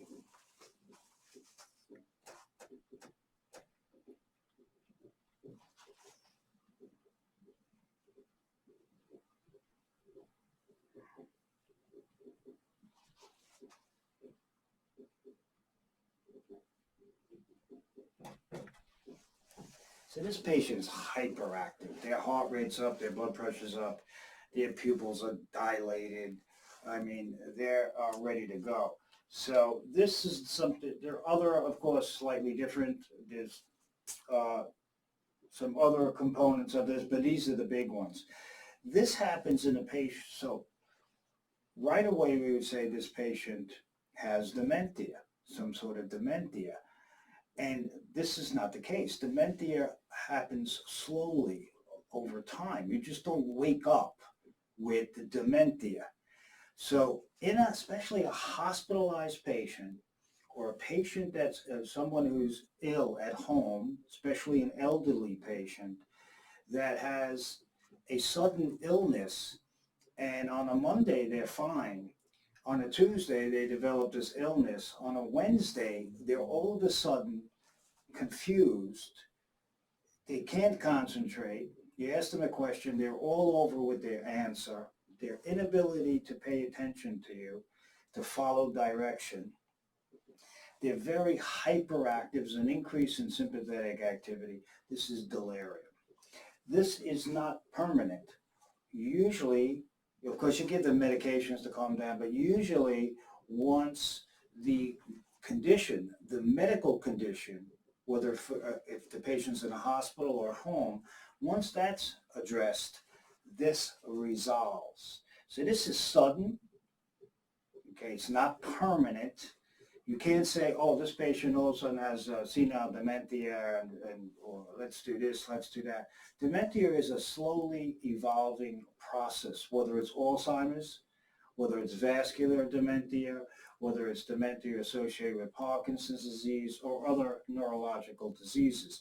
The three common causes of dementia in society today, of course, Alzheimer's disease, vascular dementia, meaning a patient has a problem with blood supply to the brain, and of course Parkinson's. There's other causes, but those are three very common causes. So you got to be very careful with this. So you're going to be treating the medical condition, but you'll also be giving the patient medications to calm them down, sedate them. And a major cause of delirium are anticholinergic drugs. Okay, anticholinergic drugs can contribute significantly to delirium, which can be serious. The patient is completely confused. With that, resolves. Delirium resolves. All right, so these are some of the things. There's many more, but these are the big ones for the NCLEX or anything. Okay, who not to give this to, and then I'll let you get out of here.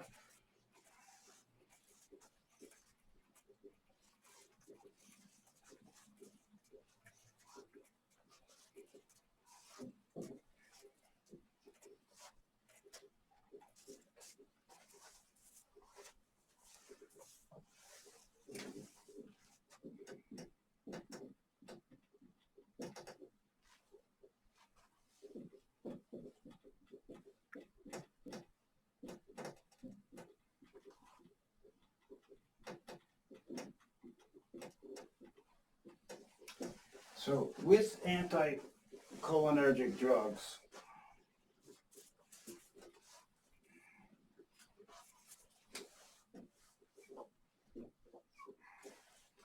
caution, you got to think some of the contraindications. Who would you not give an anticholinergic drug to?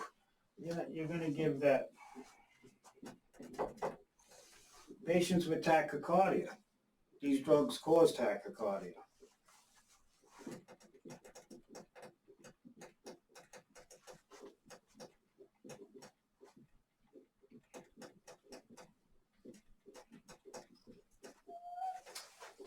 Now, after I do this and you're gone for the day, I will, there'll be a tack on to this lecture with these drugs. There's only about 6 of them.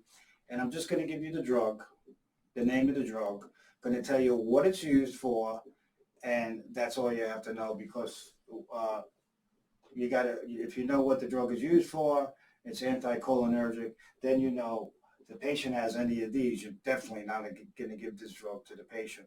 Who else would you not give these drugs to? Okay, you're not going to give it to a patient with myasthenia gravis.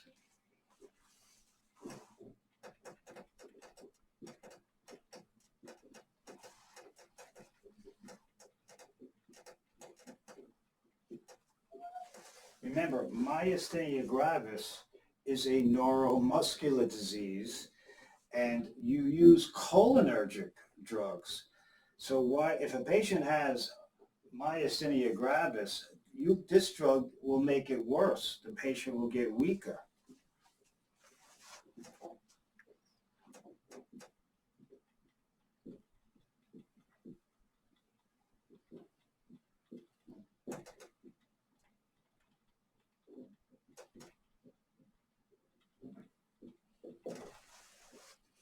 Remember, we used the indirect cholinergic drugs. Those were the acetylcholinesterase inhibitors, such as pyridostigmine, physostigmine, neostigmine, androphonium, tensilon.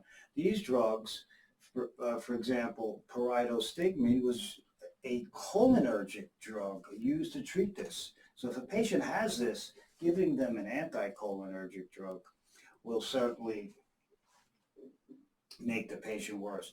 You're not going to give this drug to patients with ischemic heart disease.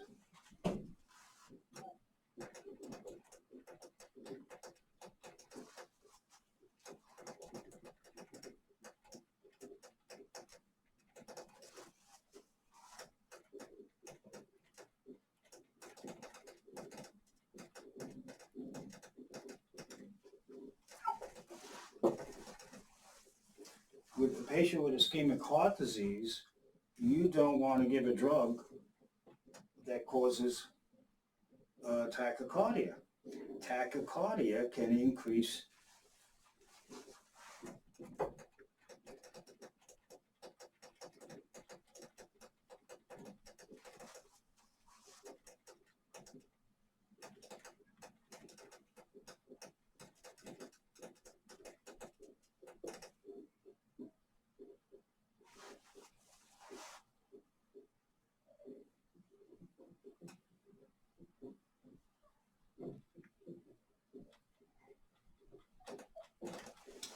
tachycardia in a patient with ischemic heart disease can increase chest pain, cause an angina attack.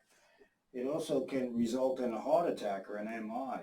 So a patient with ischemic heart disease, you don't want their heart, tachycardia, a key point.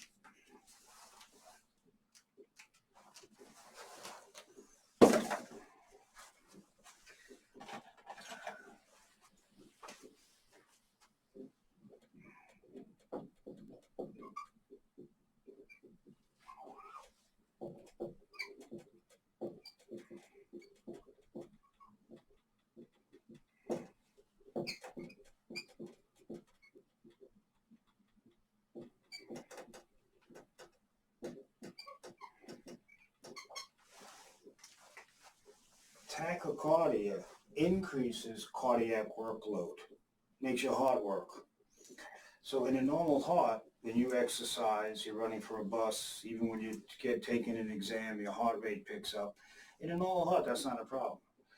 But in someone who has ischemic heart disease, tachycardia can be devastating because tachycardia is when the heart is beating very fast, and that increases the cardiac workload, which in a patient with heart disease can cause chest pain, angina, or even result in a heart attack.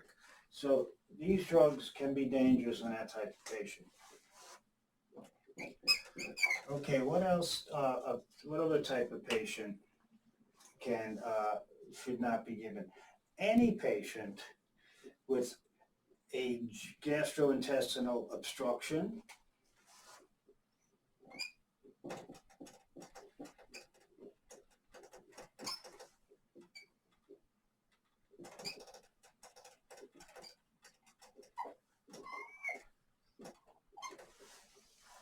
if the patient has an obstruction, you don't want to give either a cholinergic drug to cause motility, because it's not going to get past the obstruction. You'll make the patient worse.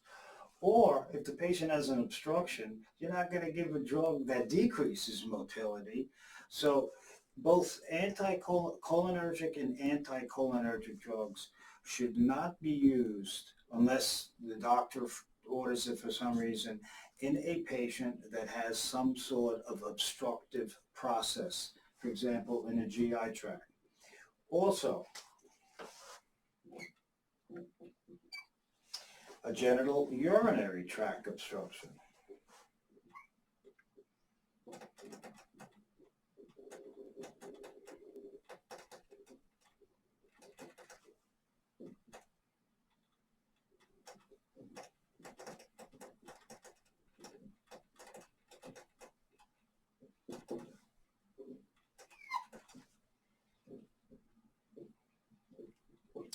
Now, I separated them out just so you make it probably maybe easy to remember.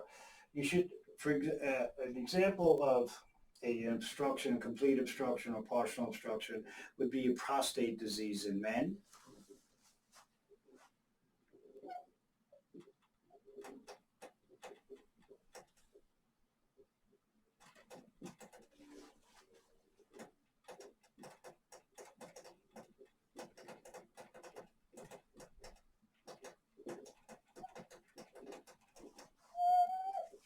If a man has an enlarged prostate and has trouble going to the bathroom already, uh, giving them a medication that might make it worse. This is similar to an obstruction. So the prostate can get so enlarged. The prostate is a gland that encircles the male urethra. And when the prostate enlarges, it can compress on the urethra and giving the male an urge to urinate. The male might have frequent urge to urinate. The male, though, if it's very bad obstruction, the male will not be able to pass urine completely or only in dribbles.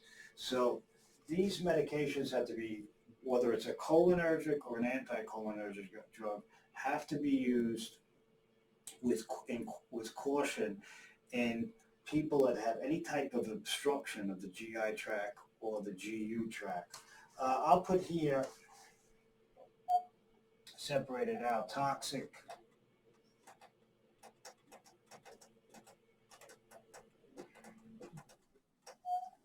megacolon, which we will do in a patient has a toxic megacolon. They're in pretty bad shape, and these drugs are not indicated for that also.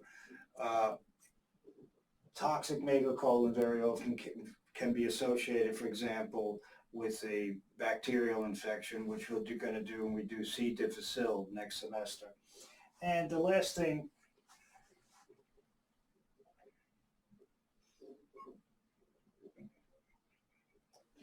these drugs are with narrow angle glaucoma or angle closure.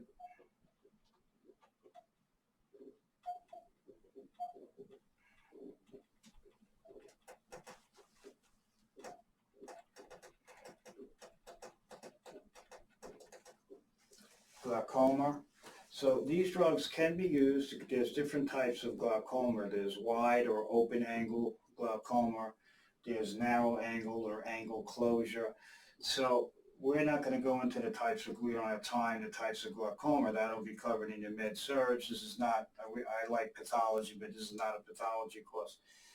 But if in doubt, with the cholinergic and the anticholinergic drugs, those drugs are not used in angle closure or narrow angle glaucoma. So in both cholinergic drugs from chapter 20 and anticholinergic drugs in chapter 21, both should not be, both types of drug groups should not be used in patients with this type of glaucoma. The last thing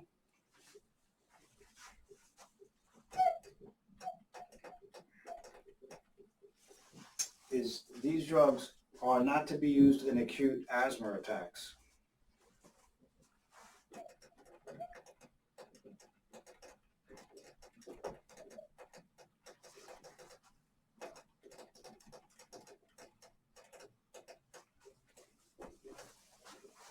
These drugs are for chronic asthma. These drugs are not going to do anything for an acute asthma attack.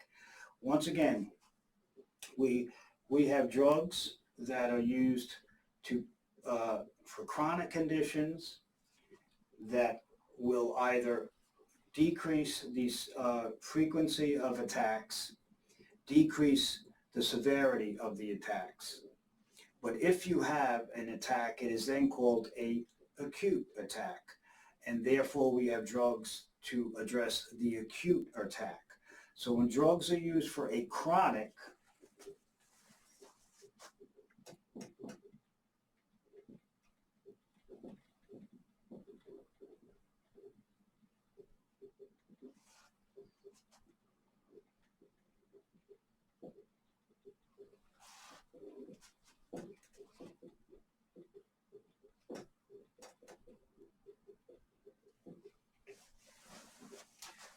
a patient with chronic asthma can develop an acute attack. So you can give drugs to, there's two different types of drugs.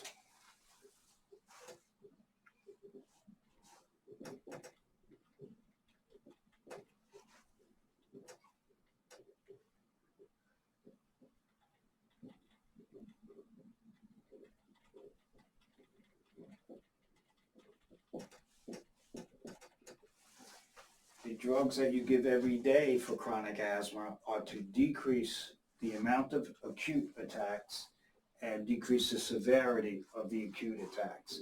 But sometimes a patient still has an attack. So those drugs are given during the acute attack.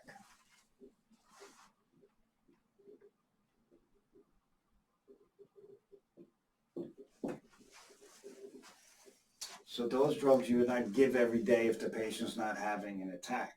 So this also is a similar situations with angina pectoris, ischemic heart disease, in which you would have a patient has chronic angina and you're giving a drug every day to try to prevent acute attacks of pain. So this patient will take this drug every day. Then when they do sometimes have an angina attack, that's called an acute angina, they would take another type of medication to abort that acute attack. So treating a chronic condition which has acute attacks involved with it involve two groups of drugs. One to address the chronic issue, to try to prevent many attacks or decrease the severity of the attacks. But should a patient have an acute asthma attack, there's another group of drugs that are used during the acute attack. So the chronic drugs are not going to do anything for that acute attack. With that, you will see I will add it right on to this. I'm going to do the drugs, but you're going to be gone. And this lecture will be forwarded you with the 5 or 6 drugs from this chapter. With that, I will see you next week. I will email you if there's any changes with the exam that I had mentioned.